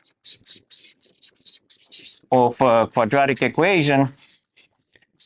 And you get this quadratic equation, you know, like you can just do x minus r, x minus s, which is x squared minus r plus s, x plus rs. What is it? The Vieta relations or something like that. And you get x squared minus lambda minus mu x plus mu minus k. And if you calculate the discriminant here, or you can do it without discriminant, you can get that R and S are actually distinct. So R and S are different, and you can get that they're less than k. The graph is connected, all the eigenvalues will be less than k. Okay. So, okay, so what do? We just calculate the eigenvalues of a 3 by 3 matrix, but my graph can be much bigger. Okay. So, what can we say so far? From the work we've done so far, we can say that K, R, and S will be, so I'm not going to say the eigenvalues, will be eigenvalues of A. And now let's see if these are all the eigenvalues or there are any other eigenvalues. Okay? So to do that, I'm going to tell you about something else. Let me erase here.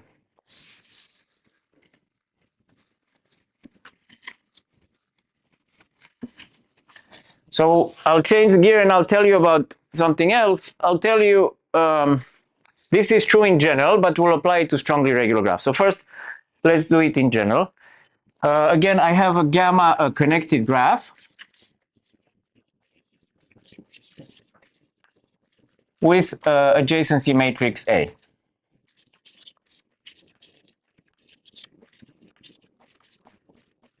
So you can create another algebraic object, which is called, I'll denote it like this, and I forget the LaTeX command for this. It's probably mathbb. So, okay, there you go. You're saved the one Google search. So this is the adjacency algebra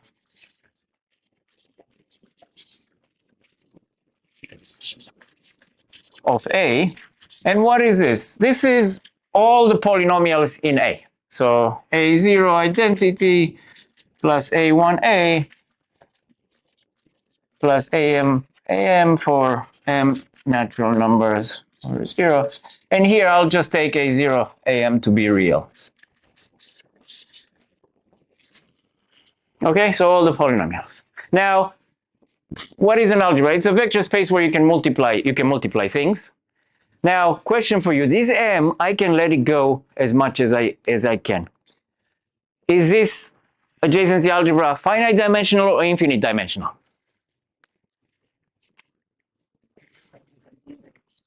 If it's finite dimensional, you're going to be asking question immediately after that. You know the question. What is the dimension? Hey? So this is A is finite dimensional.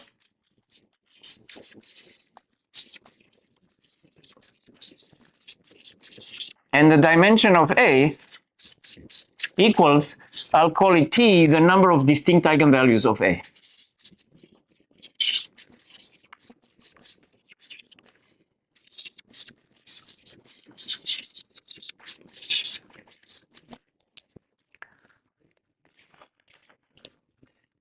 So I have this, I'll erase it.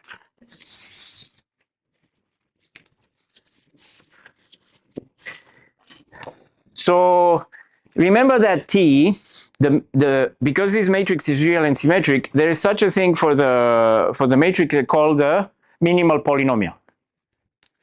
What is the minimal polynomial of A? The monic polynomial of smallest degree where, okay, and in this case, let's say if theta 1, blah, blah, blah, theta t are the distinct eigenvalues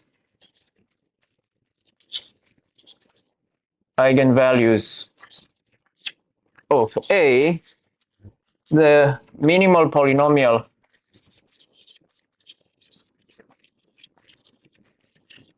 of A is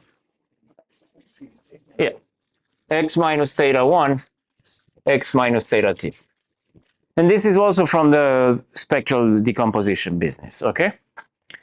So what we have is that we have that A minus theta 1 I, A minus theta t I is 0.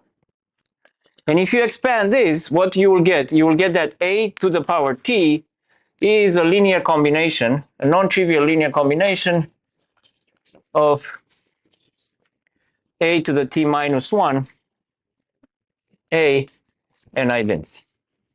And this is a basis for your, because of the minimality of t, these ones cannot be linearly dependent, and this is your basis, okay? So that's how the number of distinct eigenvalues is the degree of this minimum polynomial, and you can think of it as t is the smallest number, such that A to the t is a linear combination of these other things, okay? Now, what I would like you to go to, I would like to show you that for a strongly irregular graph, the number of distinct eigenvalues is going to be exactly 3. So right now, for a strongly irregular graph, because KRS are the eigenvalues of A, I will keep the same notation with T. Because of this, what do I know? I know that T is greater or equal to 3, okay? So now I would like to go backwards and somehow figure out what happens to, I want to show that it's exactly 3. And then If I'll show that it's exactly 3, then every time you see a strongly regular graph, you just do this 3 by 3 matrix. Your eigenvalues are there, and you get them right away for free. Or easiest, this is the place you can get them for the easiest way. Okay. So to do that, to show you that, so claim t less or equal to 3, which is the same thing as t equals 3. Okay. Let me erase here.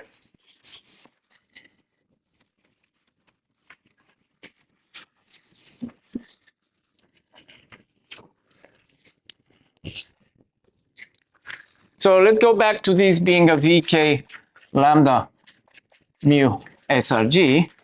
And now the definition of it had these things about v vertices, k regular, any two adjacent lambda common neighbor, any two non-adjacent mu common neighbors.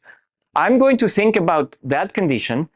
So the definition of the strongly regular graph, the definition which I want to write here again, it's actually you can write it in a definition almost except the v part. You can say something about a square, this square of the adjacency matrix in the positions xy for xy in general. So let's calculate a square of xy for x and y. Now, when you have x and y, you have several possibilities. If x equals y, if x is adjacent to y, and the last possibility is whatever is left otherwise. Remember, in a to the power L of xy, you count the number of walks from x to y of length L. Now, so here, another easier way, you have x, you have y, you count the number of walks of length 2. So what are walks of length 2? Yeah, there'll be common neighbors if x and y are not adjacent, but if x and y are adjacent, you'll be something, you go back, if you have something, you go back, you have something, you go back. So, if x equals y, let me see who I can remember. Mr. Abhai, you're over there. So, yeah, letter. Okay, there you go. If x and y are adjacent, lambda, and then otherwise is mu. Okay, very good. So now, this is entry-wise, but from entry-wise, you can make it matrix-wise. So you can make it a square, the whole matrix, is going to be if x equals y, that's the diagonal, I pick up a k. So this is going to be k times identity, plus, in those entries indexed by the adjacency matrix or x and y, I pick up a lambda, so this is lambda a. And in the rest, I pick up mu.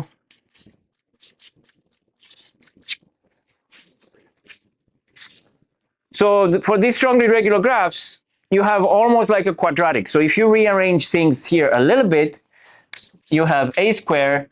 I pick up an a here, I have another a here, I move it to the other side, it's going to be minus lambda minus mu a plus mu minus k identity equals mu j. So if you look closely at this, x squared minus lambda minus mu x plus mu minus k, a squared minus lambda minus mu a plus, it's not a coincidence, okay? So they're the same, okay? So it's almost like a quadratic. It's not a quadratic because this j here is, whatever it is. Now, so I want to convince you about t. So I'll just keep just this part. T, the number of distinct eigenvalues t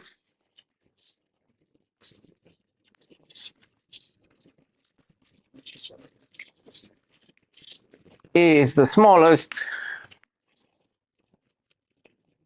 such that this happens. A to the t, it's a linear combination of k or something. Okay. I'll erase.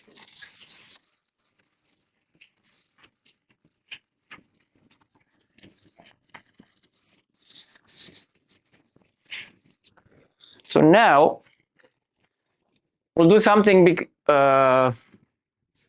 using this fact. Because gamma is k regular, what do I get if I multiply A by the all one matrix? K, the all one matrix, okay? So I can rewrite this as A minus Ki times J equals 0. So I'm trying to create some kind of linear dependence of powers of A. I have the A minus Ki, but I have the J. Now, what do you see here about the J? Is it a polynomial in A? Of what degree? 2. So you can take this and you can replace it here. And what do you get? A minus Kj times some, I'll call it P of A. Well, let's call it Q of A because it's quadratic. That way we remember. Polynomial of degree 2 equals 0. Agree?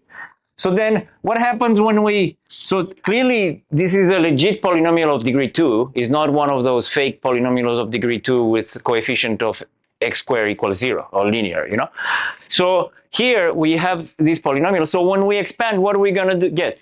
We're going to get a cubic. So we're going to get that A cube is a linear combination of A squared. But what did we say T is? We had T greater or equal to 3, but we said T is the smallest number such that that happens. And here we just found that it works for 3. So what does that mean about T and 3? Less or equal to 3. Okay? So that's yeah.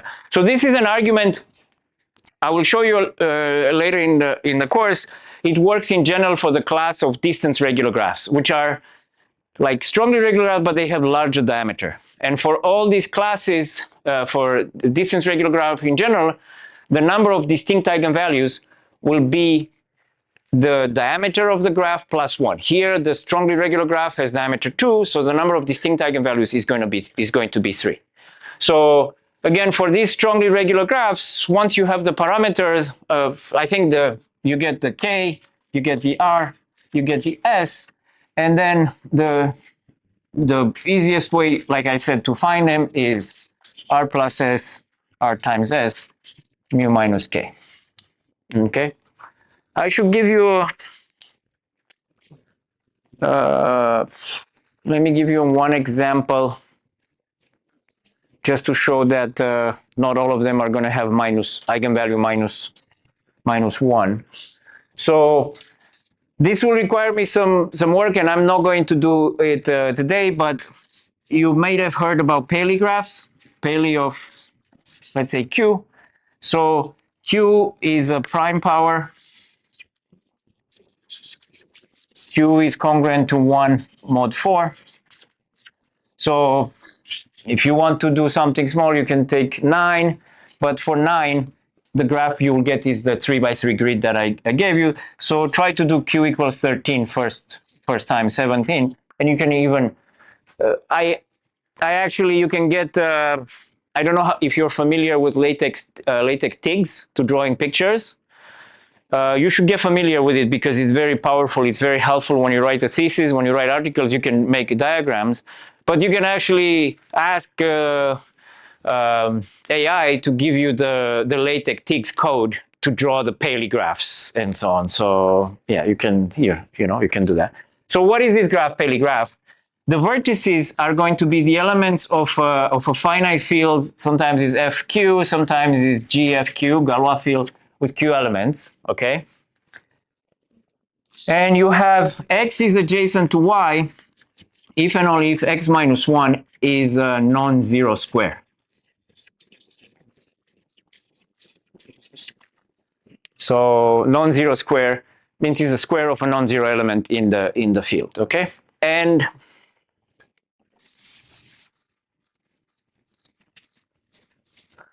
this is a class of graphs. So Paley, they're very well studied. They're quite important. You have Q vertices, you may know the valency is going to be the number of non-zero squares, and you may be familiar with this, that there are as many non-zero squares, so there, you know, this is going to be half, so it's going to be q minus 1 over 2, and then the number of lambda is q minus 5 over 4, and this one is q minus 1 over 4. So these are the parameters of the Paley graph. Okay.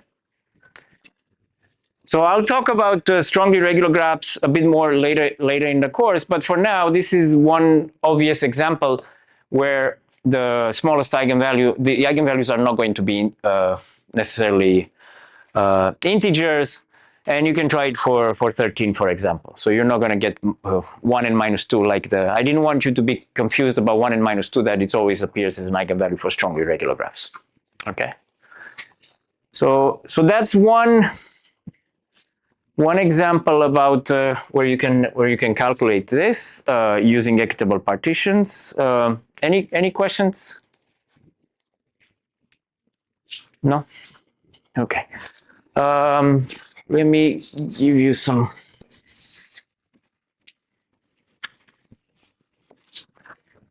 So question earlier, I asked you, we did in class the spectrum of this graph. So the eigenvalues were, was it minus 1 or 1? Minus 1? Minus 1 plus or minus square, well, plus square root of 17 over 2, minus 1 minus square root of 17 over 2, and then a 1. Which one? Plus 1? Here? Okay, plus 1. And then a 1 and a minus 1. The multiplicity is here. This one was 2, and this one was 1. Okay, so if I have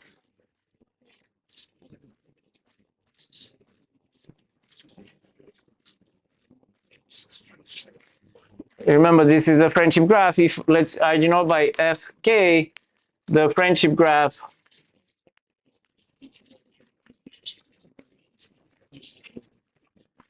with k triangles. So this one is f2. It has 2 triangles. In general, I mean, in this picture I have 1, 2, 3, 4, 5, f5. But in general, you can have k triangles. You can do the same argument that I did earlier with equitable partition. You put this vertex by itself,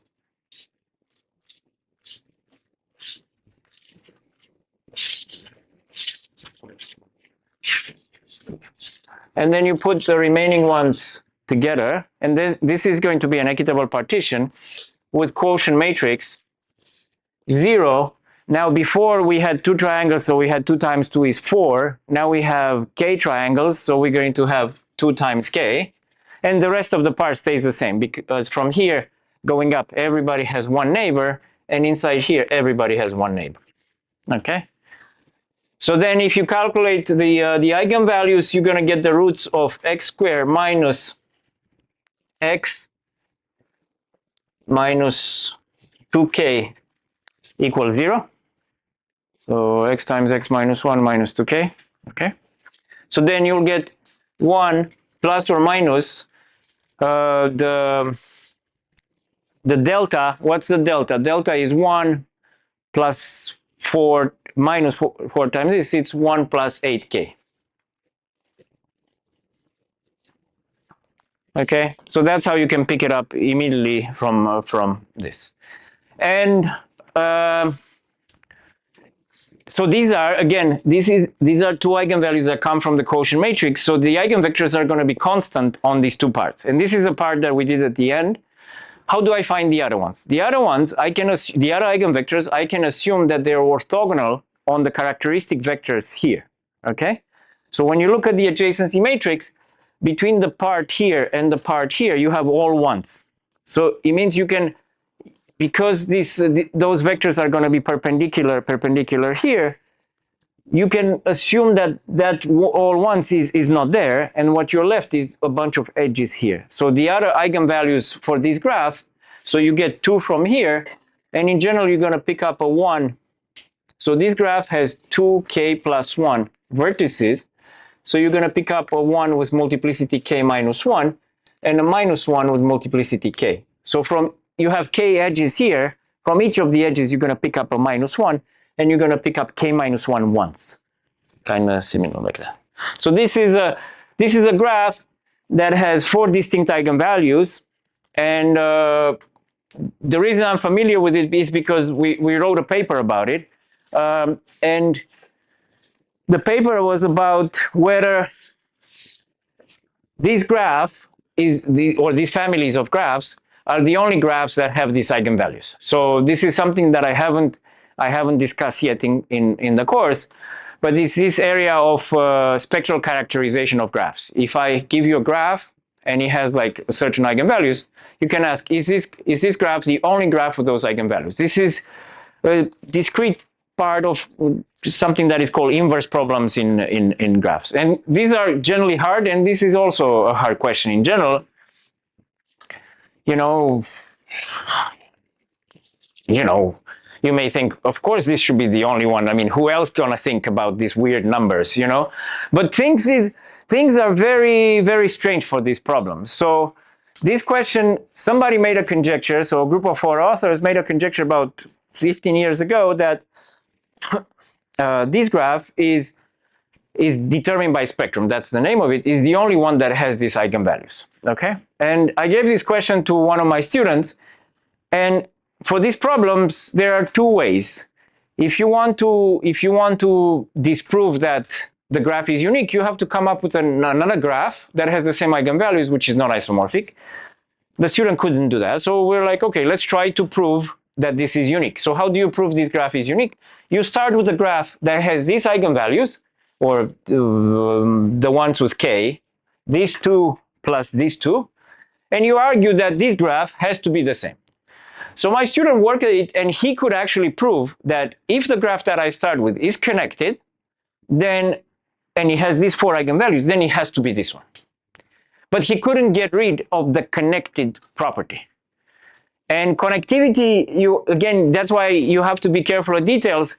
Connectivity for adjacency matrix is a property that you cannot deduce from the adjacency matrix. So just because I have this graph that has, this is a positive eigenvalue, the one with plus, has multiplicity 1, just because I have a graph like this with these eigenvalues doesn't mean the graph is connected. So we try very hard, and then I talked to some other people, William Hammers and another student of mine, and it turns out there was a very good reason why this was happening. And let me tell you this, and then we can take a break. So, and it was, so this graph, the friendship graph,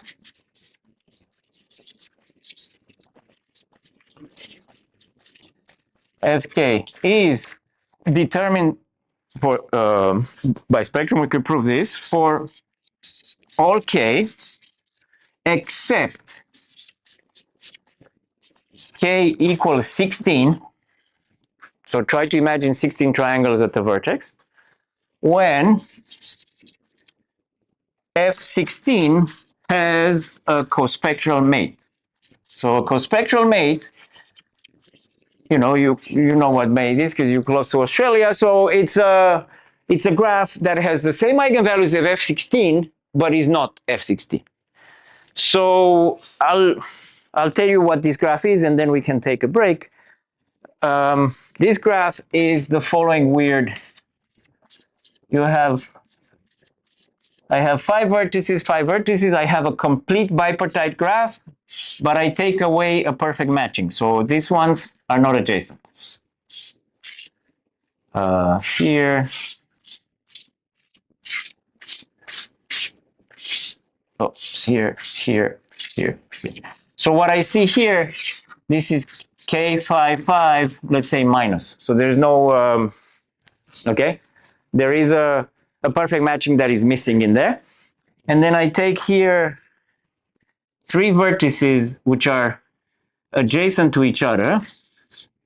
And I make a join here. So I with one part.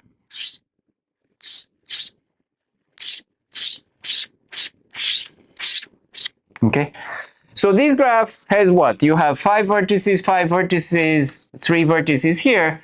This graph has 13 vertices, and has eigenvalues 1 plus or minus square root of 129 over 2. And then you have an eigenvalue of 1 with multiplicity 5 and minus 1 with multiplicity 6. Now, this graph, when you take k equals 16, it has 1 plus or minus square root of 129 over 2.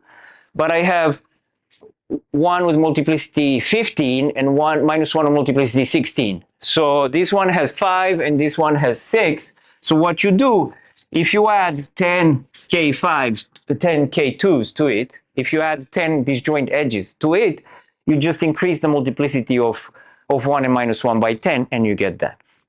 So these questions with determined by spectrum and all of that are quite subtle, and I won't tell you because it will be like another 2-hour lecture about how we got this counterexample, but it was part of characterizing graphs that have 4 distinct eigenvalues and 2 of them are 1 and minus 1 somehow, something like that. And this is based on, I have a 2014 paper with so myself, Hemmers.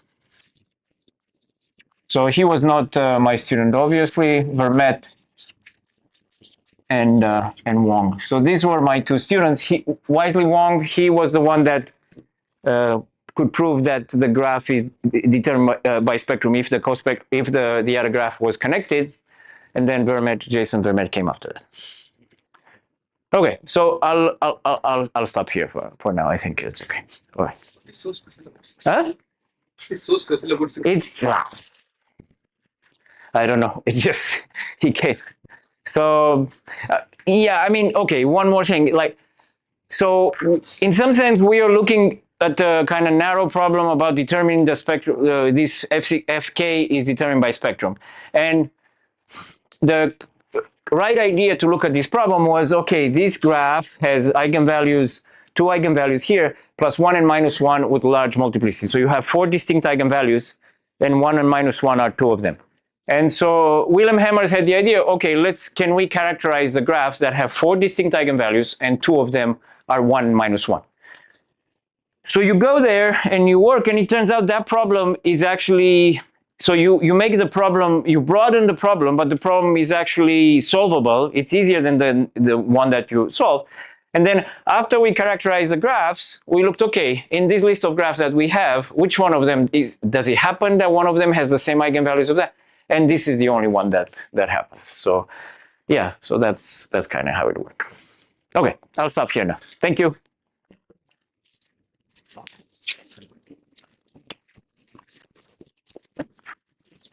There you go. Thank you.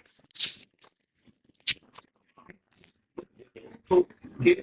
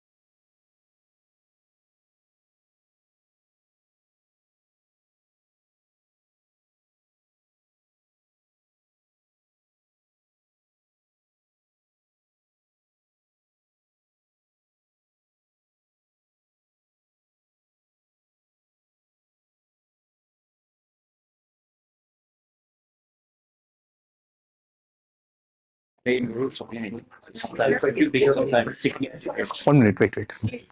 So that's the way they should apply.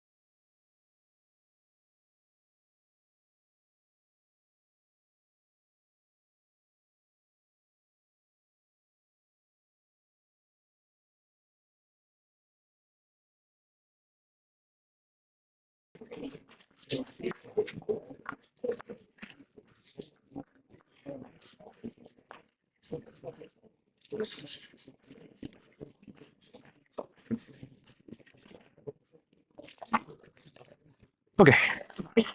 Ready? Okay, so good afternoon. So morning we have seen a proof of this result. If T is a non-singular tree and M is the unique perfect matching in the graph T, then the matrix defined in this way, Bij is equal to 0 on the diagonal, or if between the vertices I and j, if you don't have any alternating path, define it to be 0. If there is an alternating path between the vertices I and j, then keep this quantity. Okay, then we have verified that, or we have shown that A of T inverse is equal to B. Okay, so do you have any doubt in this? Want me to discuss any of the proof of the parts? Okay. So, using this idea, one can define a diagonal matrix T. Okay, so in general,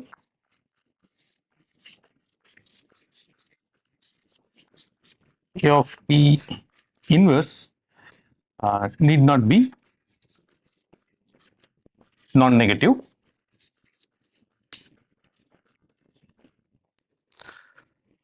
So we will define a signature matrix. Okay,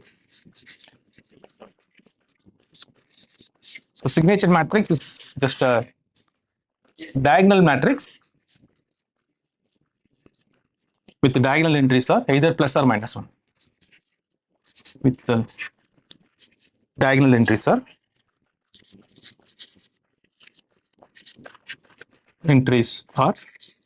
either plus 1 or minus 1. Okay. So we will show that given a tree, a non-singular tree, we'll be able to find out a signature matrix such that F AT inverse into F is a 0-1 matrix. That's what we're going to do.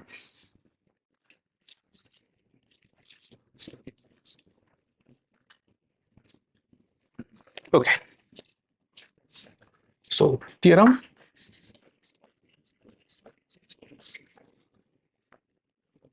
If T is let T be a non-singular tree,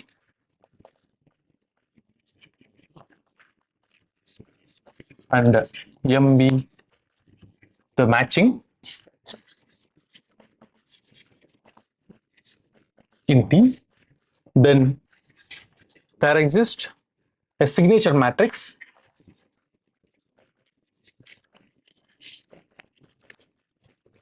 F such that F A of t inverse F is a 0 1 matrix.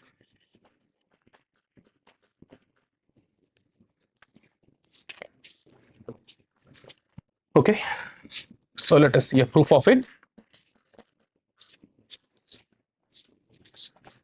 So let us take the vertex set of t to be 1 to n.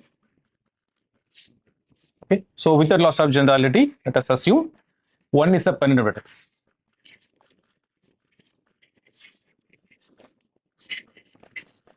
We are working with a tree, so every tree has at least 2 pennant vertices. We take 1 to be one of the pennant vertices. Okay, so 1 is sitting here, the tree goes like this.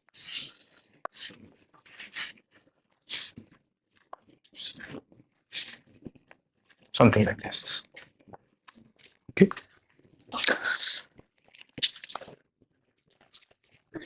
Now let us define a quantity for each vertex for I equal to 2 to n or 1 to n. Define ni to be the number of edges in the path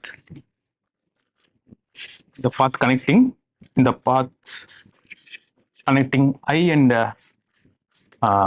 1, okay, which are not part of the matching,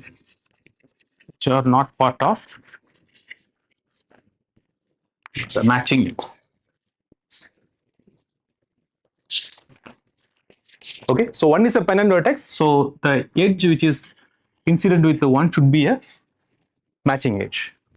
Okay, so pi. Okay, so you can define n1 to be equal to 0. You can set n1 to be equal to 0. Okay, the required signature matrix is okay, F is equal to, just keep these ni's in the diagram. This is going to give you the, okay, not ni, I'm sorry, F1, F2, Fn, where Fi is minus 1 power ni.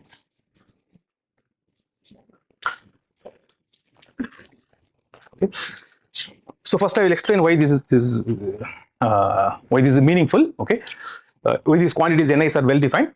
So if you fix this vertex 1 between any two vertices of the tree, you have a unique path. So some of the edges of the path connecting the vertices 1 and I can be part of the matching edge, some of them will not be part of the matching. Okay, you just count the number of edges which are not part of the matching, you define that quantity as ni. Okay, so in this way, corresponding to every vertex vi, I can associate a number. Okay, so using that, let us define this quantity fi. Fi is minus 1 power ni, and using fi, define your matrix F. Okay, the claim is this F is going to satisfy the required condition, that is F into AT inverse F is diagonal, 0 1 matrix.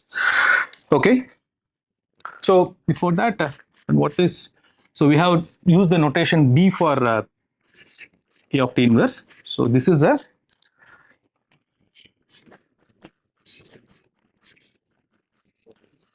when you post multiply and pre multiply by F, then the entries of this matrix F, B, F are of the form Fi into Fj into Bij. So this entry Fi, Fj, Bij is equal to 0 if and only if the corresponding entry in the matrix B is equal to 0. Okay. So now let us choose a vertex. Let us choose a pair of vertices I and j in V of t such that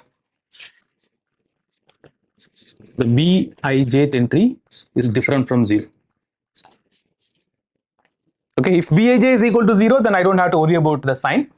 I have to worry about only the terms Bij's for which the entries are different from 0. Okay, so we will show that this Fi into Fj into Bij is going to be a non-negative number, that is 1. Okay.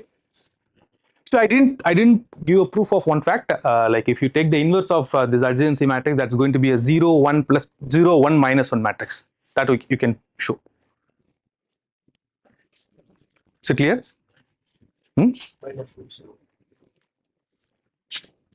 Okay, good. That's a good point. Yeah. So by the definition, that is clear. Yeah. Okay.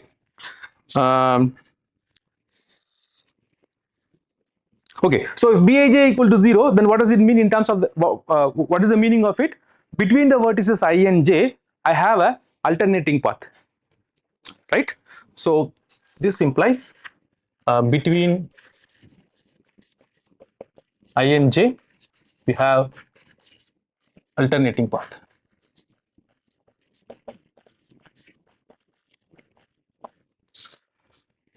Okay, say Pij. Again, you draw the picture, it will be clear. I'm keeping 1 here, something like this. I'm growing. Here is my j. Here is my I. Okay, let us say we have the matching edges between the vertices I and j. I have a alternating path, so this should be the case like this. Okay, so one is pendant, so it should be incident with a matching edge. Between the vertices I and j, we have a alternating path.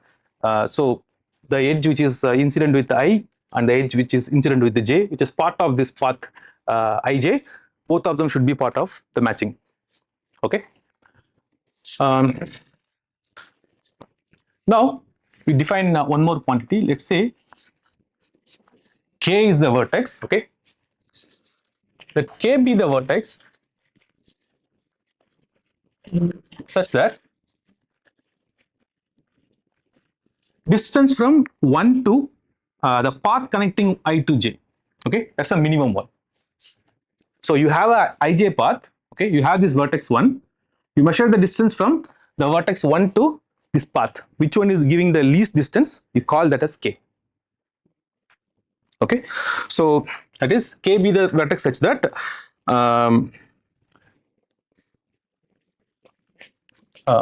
k is the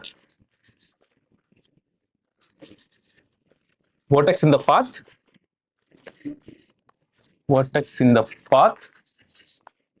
which is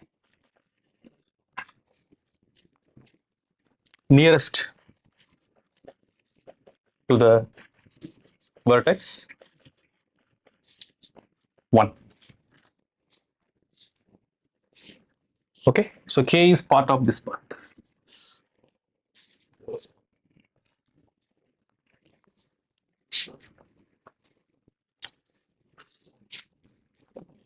So in the path P of ij,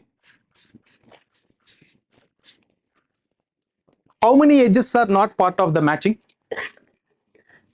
The path connecting I and j, if you want to give a name, let's call distance between I and j as d of ij.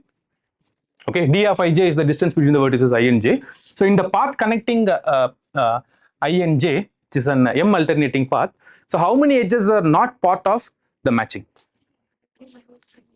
Dij minus 1 by 2. So total number of edges is dij.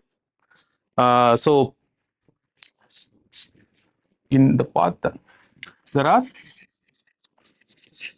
d of ij minus 1 by 2 edges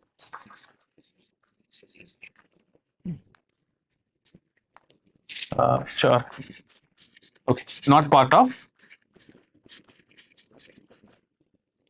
the matching. Yep. Okay.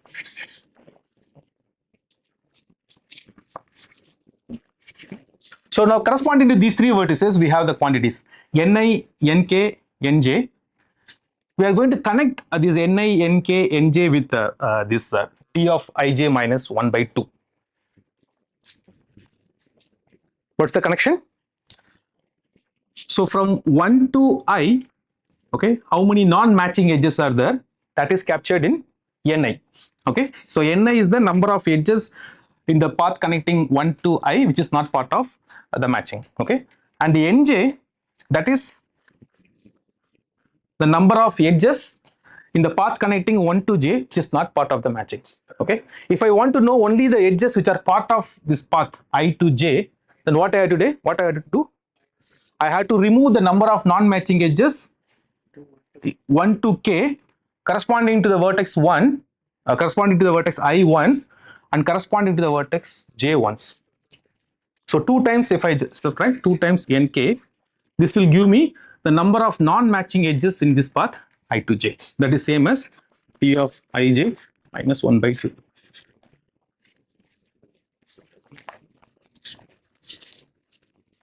Is it clear?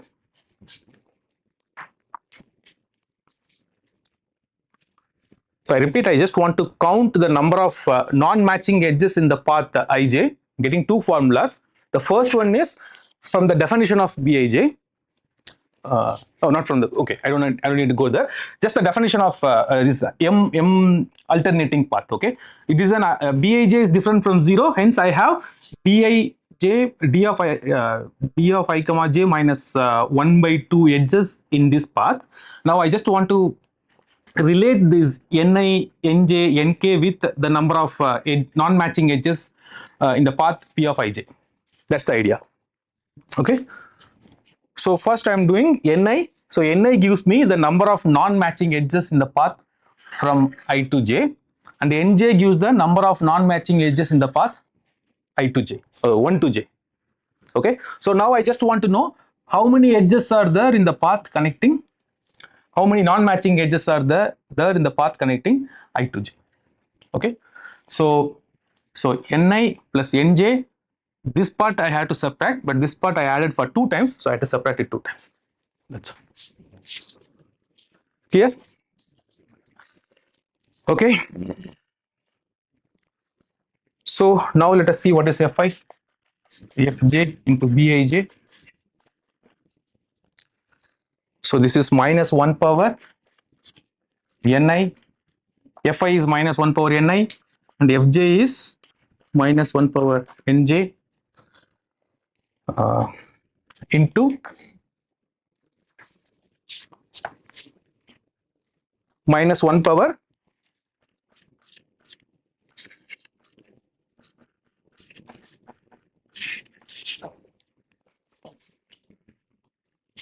why this is equal to 1?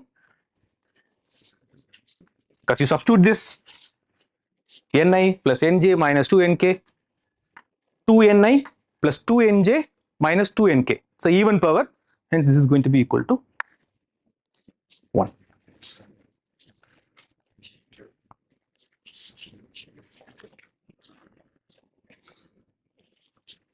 Is the idea clear? Want me to repeat? Okay, start from there. So in the last lecture, we have shown that if you are starting with a non-singular tree, then we have a nice combinatorial description or a formula for A inverse like this. Okay, so from this we can observe that B is a 0, 1, minus 1 matrix. That is, all the entries of the matrix B are either 0 or plus 1 or minus 1. So now I want to define a signature matrix. It's just a fancy name. It's a diagonal matrix whose diagonal entries are either plus 1 or minus 1, such that this FBF is a 0, 1 matrix. That's what my aim. Okay. So in order to obtain this F, so we are doing a trick. Okay. So T is a tree, hence it should have at least 2 parent vertices. Let us take, without loss of generality, the vertex 1 is one of the parent vertices. Okay. Since the 1 is a parent vertex, the edge which is incident with the 1 should be a matching edge. Okay. So that is 1. Now corresponding to every vertex in this tree, okay, I'm going to associate a number. Okay. So that's what we did here. We're going to associate a number. The number, what does it does? You measure the you see the path connecting, the unique path connecting the vertices 1 and I. For every vertex I, you see the path connecting 1 and I. Just count the number of non-matching edges in that path. So I'm calling that as ni. Okay. So for n1, I'm setting it to be equal to 0. Okay, for the remaining ni's, you define this quantity fi to be minus 1 power ni. Okay, so F is a diagonal matrix whose all diagonal entries are either plus 1 or minus 1. Okay, so now I claim that this FBF is a 0 1 matrix. Okay, so in order to do that, first let us work with a like a 0 non-zero pattern.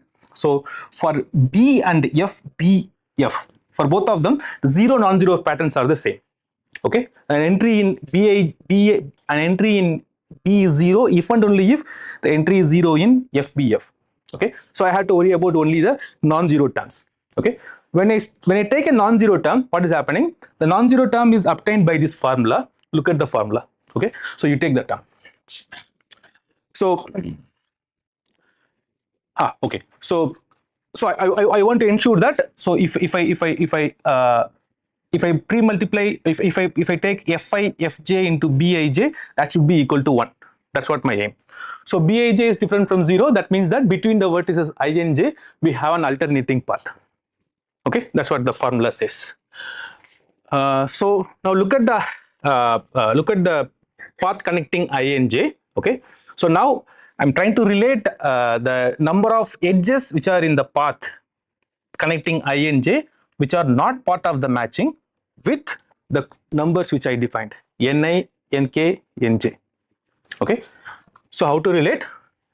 So the number of vertices, number of non-matching edges sitting in the path connecting 1 to I is ni. Okay, the number of non-matching edges which are sitting in the path connecting 1 and j is nj. Okay, the number of non-matching edges which is sitting in this path k to 1 is nk. Okay, so now we have this part ij. Okay, I want to count the number of non-matching edges in this part. So in terms of ni, nj, nk, how to do that? So from here to here I have ni, from here to here I have nj. The overlapping part I have to subtract. The overlapping part I have 2 times I have to subtract. Okay, 2 times nk. Ni plus nj minus 2 times nk. Okay, this part is equal to the number of non-matching edges in this part. What is the number of non-matching edges? So distance minus 1 by 2 is the number of non-matching edges. The number of matching edges is distance plus 1 by 2. The non-matching edges is distance minus 1 by 2. So these two quantities are the same. Now use this to conclude. That's it. Okay, fi into fj into bij.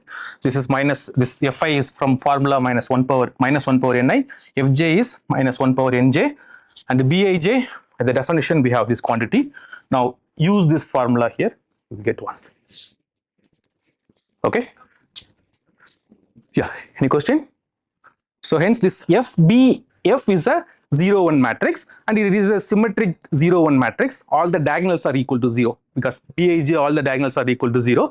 Hence it will represent the adjacency matrix of a graph. Okay, so now the question is this FA.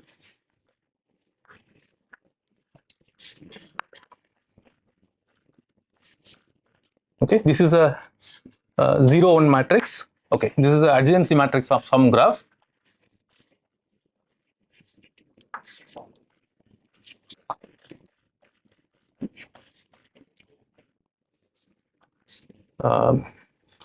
Is the graph obtained maybe it's a tree. So graph associated with f a of t inverse f, will it be a tree? Okay, so in general it need not be. Okay,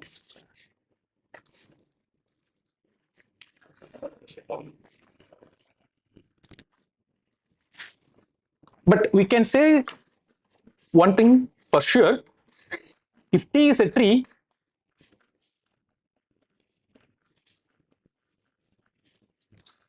a non-singular tree, if the inverse exists, okay, then T inverse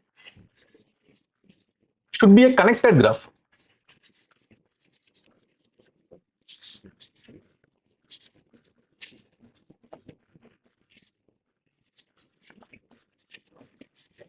Okay, so what is T inverse? just the graph associated with this f at inverse f, I call that as T inverse. T is a tree. If it is invertible, I call that inverse of that T as T inverse. Okay, that's a symbol. Is it hard to see? If T is a tree, then T inverse should be connected. On contrary, if T inverse is not connected, then you can partition the vertex into two parts. Okay, the adjacency matrix will be a block matrix, block diagonal matrix. If you invert a block diagonal matrix, then again you will get a block diagonal matrix. But T is a tree, T is connected, so it cannot happen. So T inverse should be a connected graph. Okay, proof. If A of T inverse is of the form, let's say something like B00C, then T is not connected.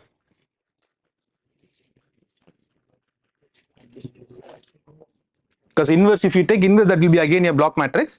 That means in the tree T, between the vertices like of this part to this part, you don't have any path.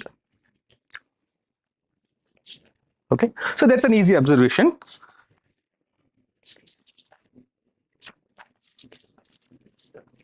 So if you want to translate this corollary in terms of graph theory, it says that if you have a non-singular tree, then the number of alternating paths should be, can you give lower bound for the number of alternating paths? Yeah, corresponding to every m alternating path, you have an edge and vice versa. So since the inverse is a connected graph, you should have at least n minus 1 m alternating paths. Okay. So we are okay. So now with this we can completely characterize all the invertible trees whose inverse is also a tree. Yes.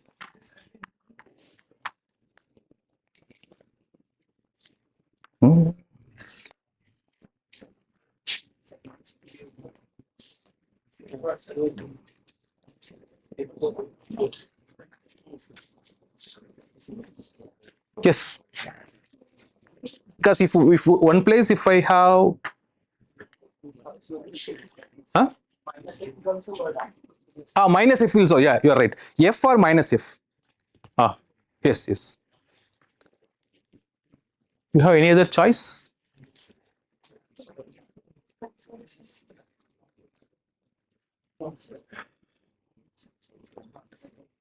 It is giving a positive. If we have Mm-hmm.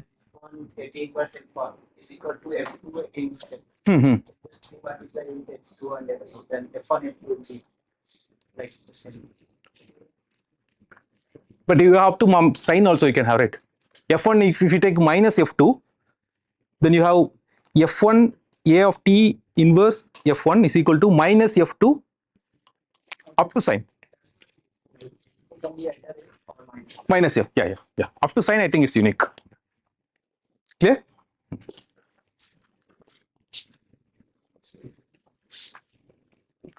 Okay, so with this we can. Sorry. I don't know if this is a significant question, but I'm new to linear algebra. So here, what we essentially get FBF is just the absolute value of the entries in B. Yes.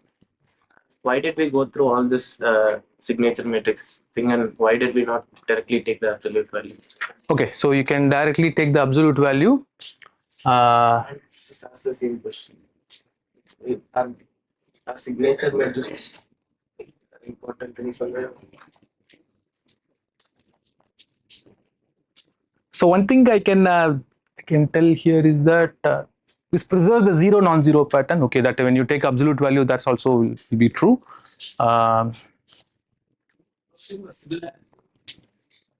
Similarity, but we don't need similarity here, right? Huh? Where do you use spectrum?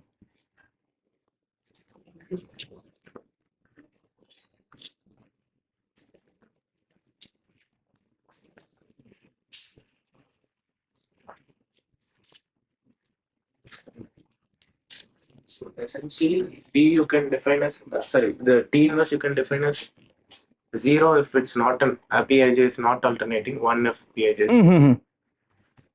Yeah, as a yeah, you're right. You're right. So maybe like instead of defining this f, you can just to put absolute value everywhere. You are going to get a thing. You are going to get a matrix. But if you do that, For any graph, take any graph, because make it inverse and take the absolute value. Sometimes it may not exist some way, like the matrix that is convert the inverse matrix to the absolute value.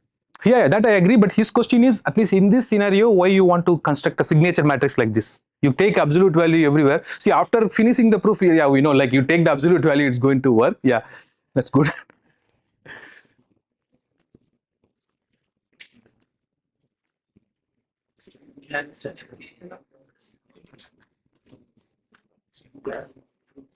Yeah, symmetry also I will not face problem because this Dij will be Dji. That is the same thing only I'll get. So Maybe the general circuit that makes most.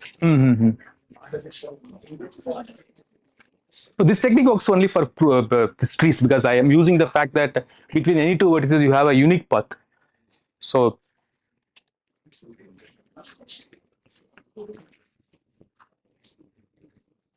okay, I'll think about it. Okay, yeah.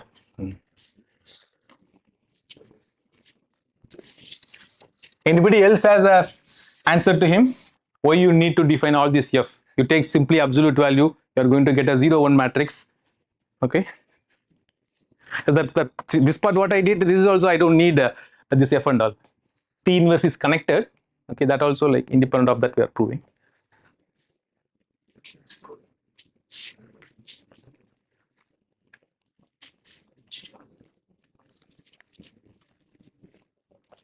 Yeah, we don't use that similarity, right? Similarity you need. You have another matrix. Same matrix. Using the lemma we use that, like then you put offset your Okay, we will see. I'll give the. Is it like so when you invert, right? How do we know without f will go back to t? You invert a of t first. Okay. How do we know we go back a of t without f? Yes, that is fine. So when I need, I will do it. But for this proof, that is not needed. To claim that you take a of t, invert it, that I know inverse exists. So I want to associate a 0 1 matrix with it. So he's saying just take absolute value for all the negative entries. Talking about the lemma. Okay. So if you invert a of t first, Ah, invert first, we go back to t. this is block matrix, right? You just take the inverse of this matrix, that will be again a block matrix. You have to associate with t, right? That we started with. How do we associate with t if we don't have any? Okay, maybe you can justify in that way. Okay, so if again I will do like take absolute value. Whatever he's saying to me, I'll say take again absolute value. He is like having even he's not absolute. Sorry. He having like the negative. Sorry, by absolute value we can't say about the triangle.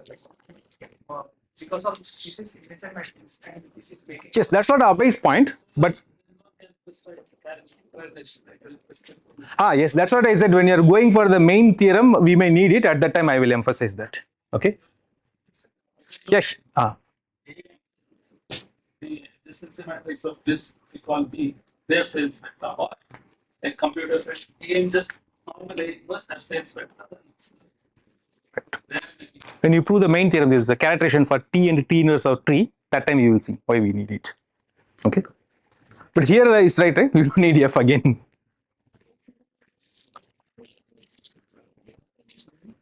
Okay. So I need one more definition that's called corona tree. A corona tree T is a tree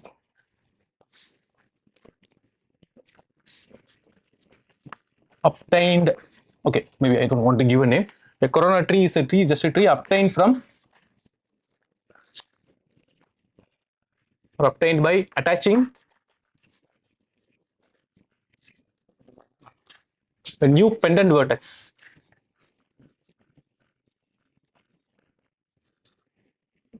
Vertex 2, each vertex of it, each vertex of a given tree. To define a corona tree, you start with a tree, and in that tree, you attach a pendant vertex with all the vertices. Okay, so maybe you can see an example. So you consider this path, take this tree, and corona tree is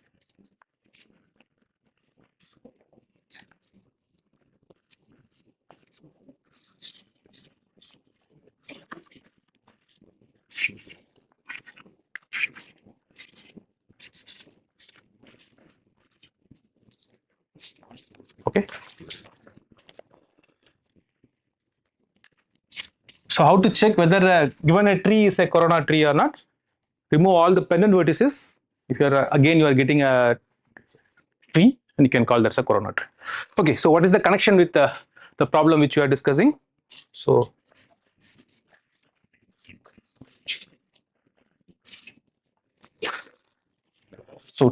if T is a non-singular tree,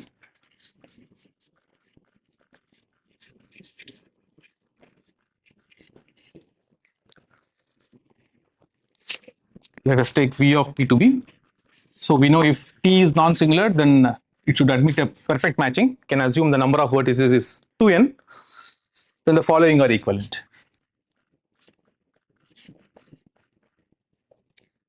The following conditions are equivalent. 1. If you remove all the pendant vertices, you will always get it.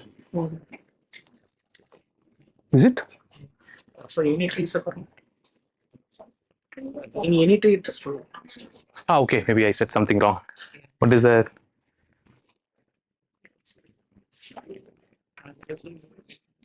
No, that's not right. I'm sorry. Yeah, yeah. So we take a tree. This one. Yeah. So the number of alternating paths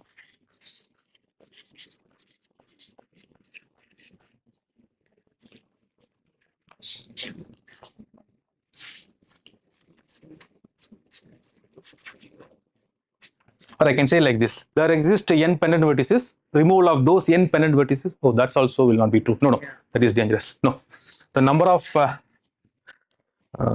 alternating paths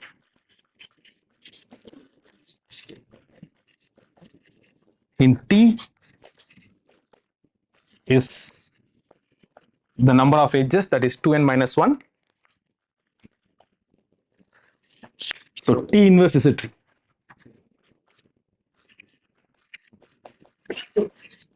Third condition is T is a corona tree.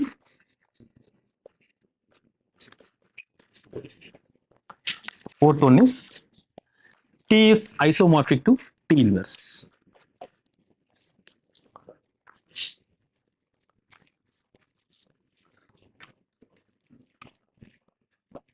So this completely characterizes the problem that given a tree, when its inverse will be a tree. Okay, its inverse is a tree if one of the rest of the three conditions. The number of alternating paths in T is 2n minus 1, a T is a corona tree, a T is isomorphic to T inverse. Okay.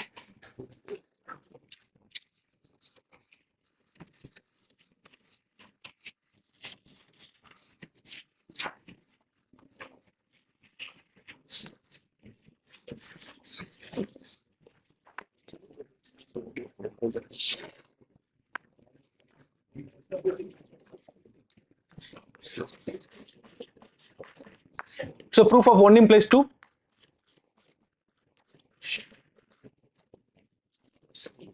If the number of alternating paths in the tree T is 2n minus 1, why T inverse should be a tree?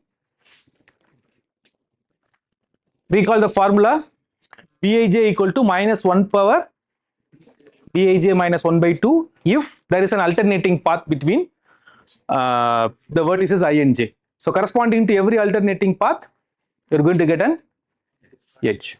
Okay, non-zero term. Okay, that is the number of non-zero terms in V or the number of edges in the graph induced by B is same as the number of alternating path. We have seen that in that lemma, T inverse is connected. It's a connected graph with 2n minus 1 edges.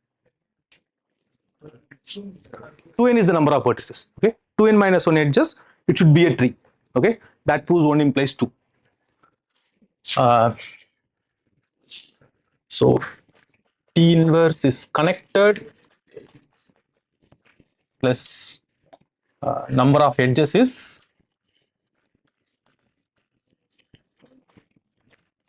two n minus 1.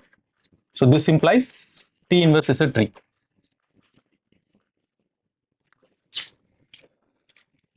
What about 2 implies 3?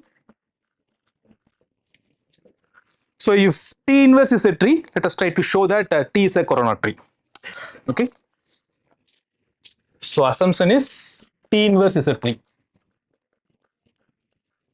Okay. So we have two cases. One is easy case. If it is a tree on 4 vertices, okay, let T have 4 vertices.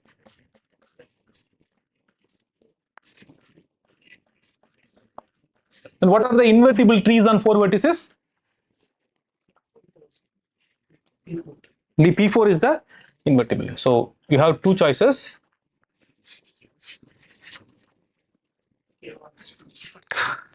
Other one is K13. So this is not invertible. Why it is not invertible? Huh? Two vertices are having same neighbors again. Okay, and this is invertible. P4, and this is a corona tree.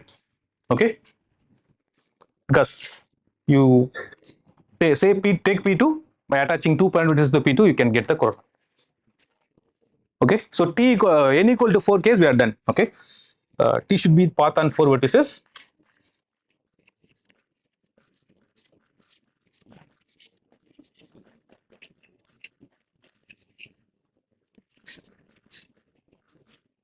If T is invertible. Okay, and T is a corona tree. Hence T is a corona tree.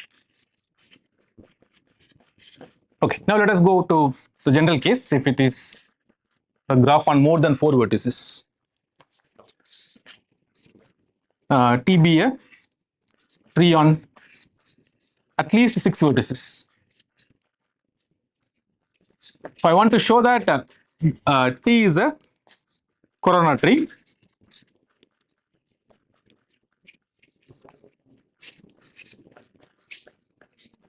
Okay, so in order to show a tree is a corona tree, it is enough to show that you take any edge. Okay. Okay, maybe I'll fix the perfect matching after that. So it is a non-singular tree. Then since it has a perfect matching, let m equal to ui comma vi for 1 less equal to n be the perfect matching.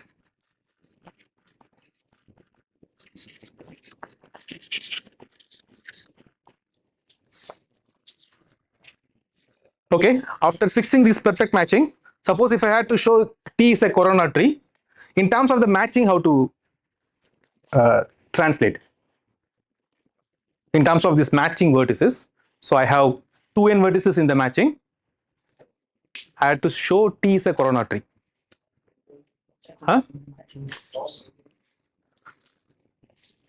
You look at all the matching edges. In any of the matching edges, if one end is a pendant vertex, I am done. If UI and VA is a part of the matching, then either UI or VA is a pendant vertex. If I can show that, then that is a corona tree. Okay, because if I can show that, then I remove all the parent vertices, I'll get a tree. So by attaching all those things, I'm going to get back to my tree. Okay, proof by contradiction. If it is not the case, okay, claim is okay. Subclaim is either UI or VA is pendant for every I.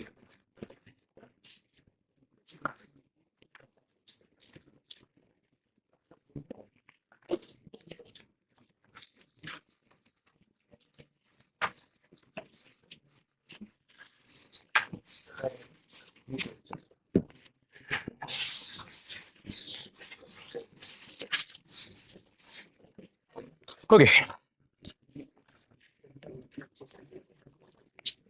Suppose that if it is not the case, let us say there exists a pair UI VI such that both UI and VI are not pendant. Okay. Suppose that UI and VI are not pendant.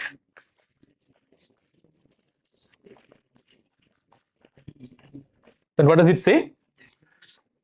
UI is here, VI is here. Okay. This is part of a matching. Okay. And UI is not pendant, VI is also not pendant. So I have a neighbor for UI and I have a neighbor for VI. Okay. So let us give name to them. UI, UJ. Okay. This is UJ. This is VJ. But the matching which you have chosen is a perfect matching. So this vertex UJ should be part of some matching edge. Okay. Hence, this should be adjacent to some U.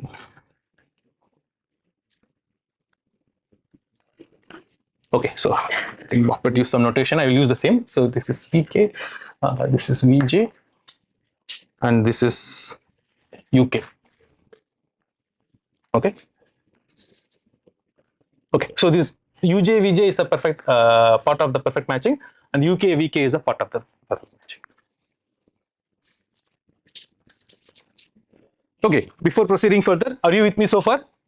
So I'm fixing a perfect matching.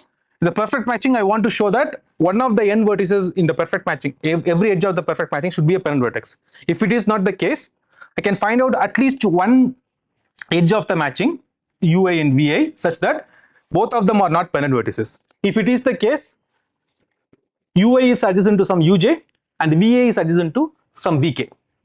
Okay, it's a perfect matching. Hence, the vertices UJ and the VK should be adjacent to some other vertices via a perfect matching edges.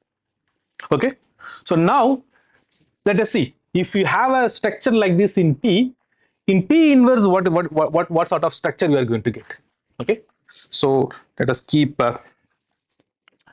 UJ, UI, VI, VK, UK, UJ and VJ. Now you have to help me. What are the edges? VJ to UK, you have an alternating path. Hence, you should have an edge between. In T inverse, I am going to see what is the structure induced by this path. Okay. VJ to UK, there is an alternating path. So you should have an edge. VJ to UK, just draw it. Okay, the diagram may be ugly. Then UJ to you don't have any alternating path, but VJ to VI we do have an alternating path. VJ to VI, just draw that. UI to UK, UI to UK, and UI to VI. I think I got a cycle. I can stop here itself.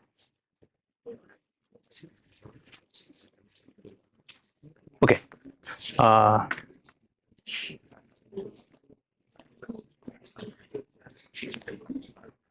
Okay.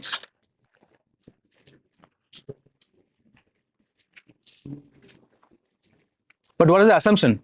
So this is our assumption.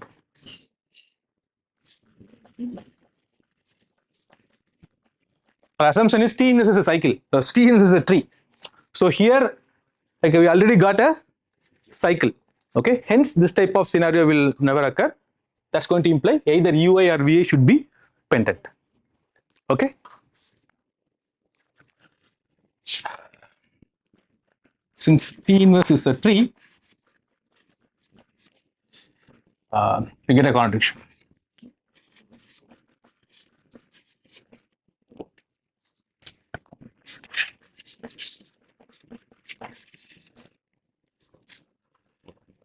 So either ui or vi is pendant for every I, that is same as saying that T is coronary. Okay. Okay, we are done with the main part. 3 implies 4.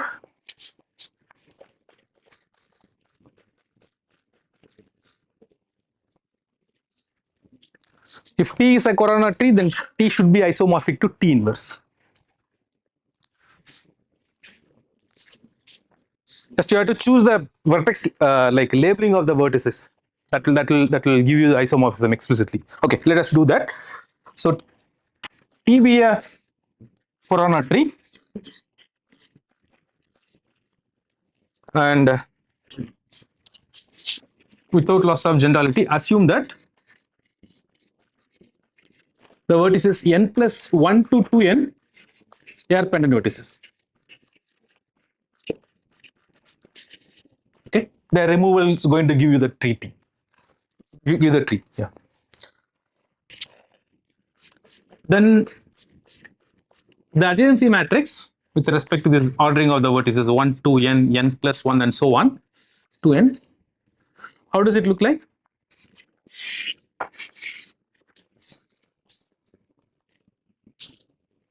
So n plus 1 to 2n, they are pendant vertices. So here I have a 0 block.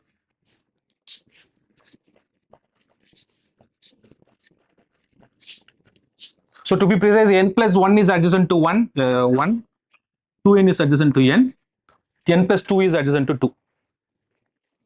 Then what are the entries? So here I will get an identity, here there is an identity, here some matrix B, which is the adjacency matrix of the tree which I obtained after removing the vertices n plus 1 to 2n. Okay. So now what is the inverse of this matrix?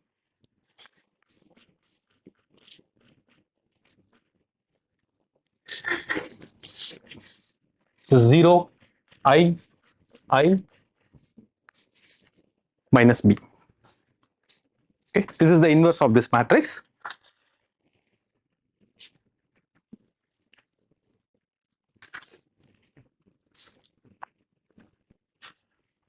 Then what is the adjacency matrix of the inverse? What is, I will call this A of T inverse is, Santosh said, will put up absolute value everywhere. Okay, so we are going to put I, B. So you have two adjacency matrices. These two are same up to permutation. What is the permutation?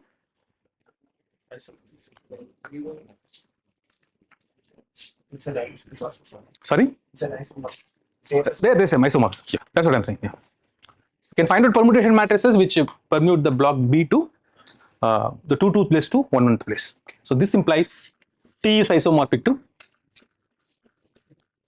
T inverse. Okay. 4 implies 1. T is isomorphic to T inverse.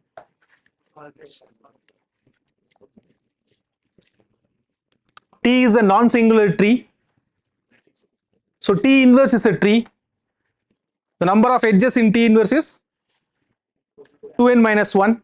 That is equal to the number of alternating paths. Okay. Hence you are getting 4 implies 1. Okay.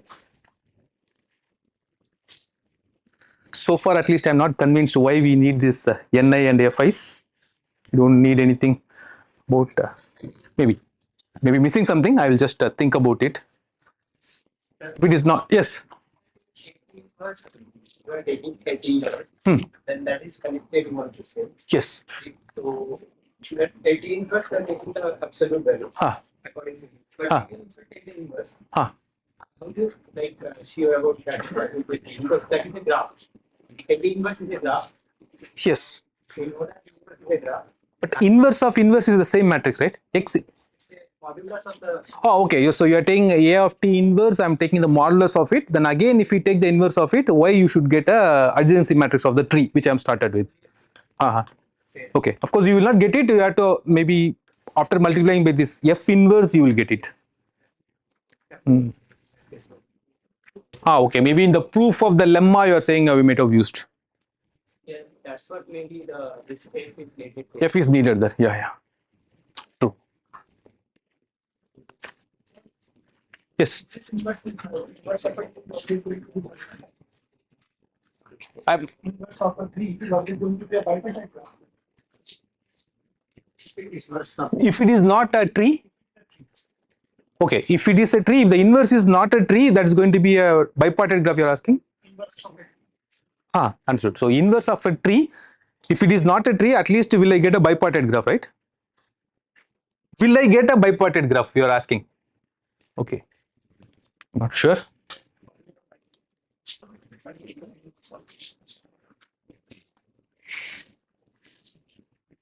You should be able to answer no. So SEBI taught a characterization for bipartiteness. Tree, inverse. T has a spectral symmetry. So T inverse has a spectral symmetry. It should be bipartite. I don't know whether it's tree or not. Okay. Good question. So we need we can't escape. Okay. Good. Yeah. Okay. So I'll stop here. So this is I had taken from Boppett's book on graphs and matrices. Okay. You can see if you have any doubt tomorrow you can discuss. Okay. I'll stop here. Stop recording and.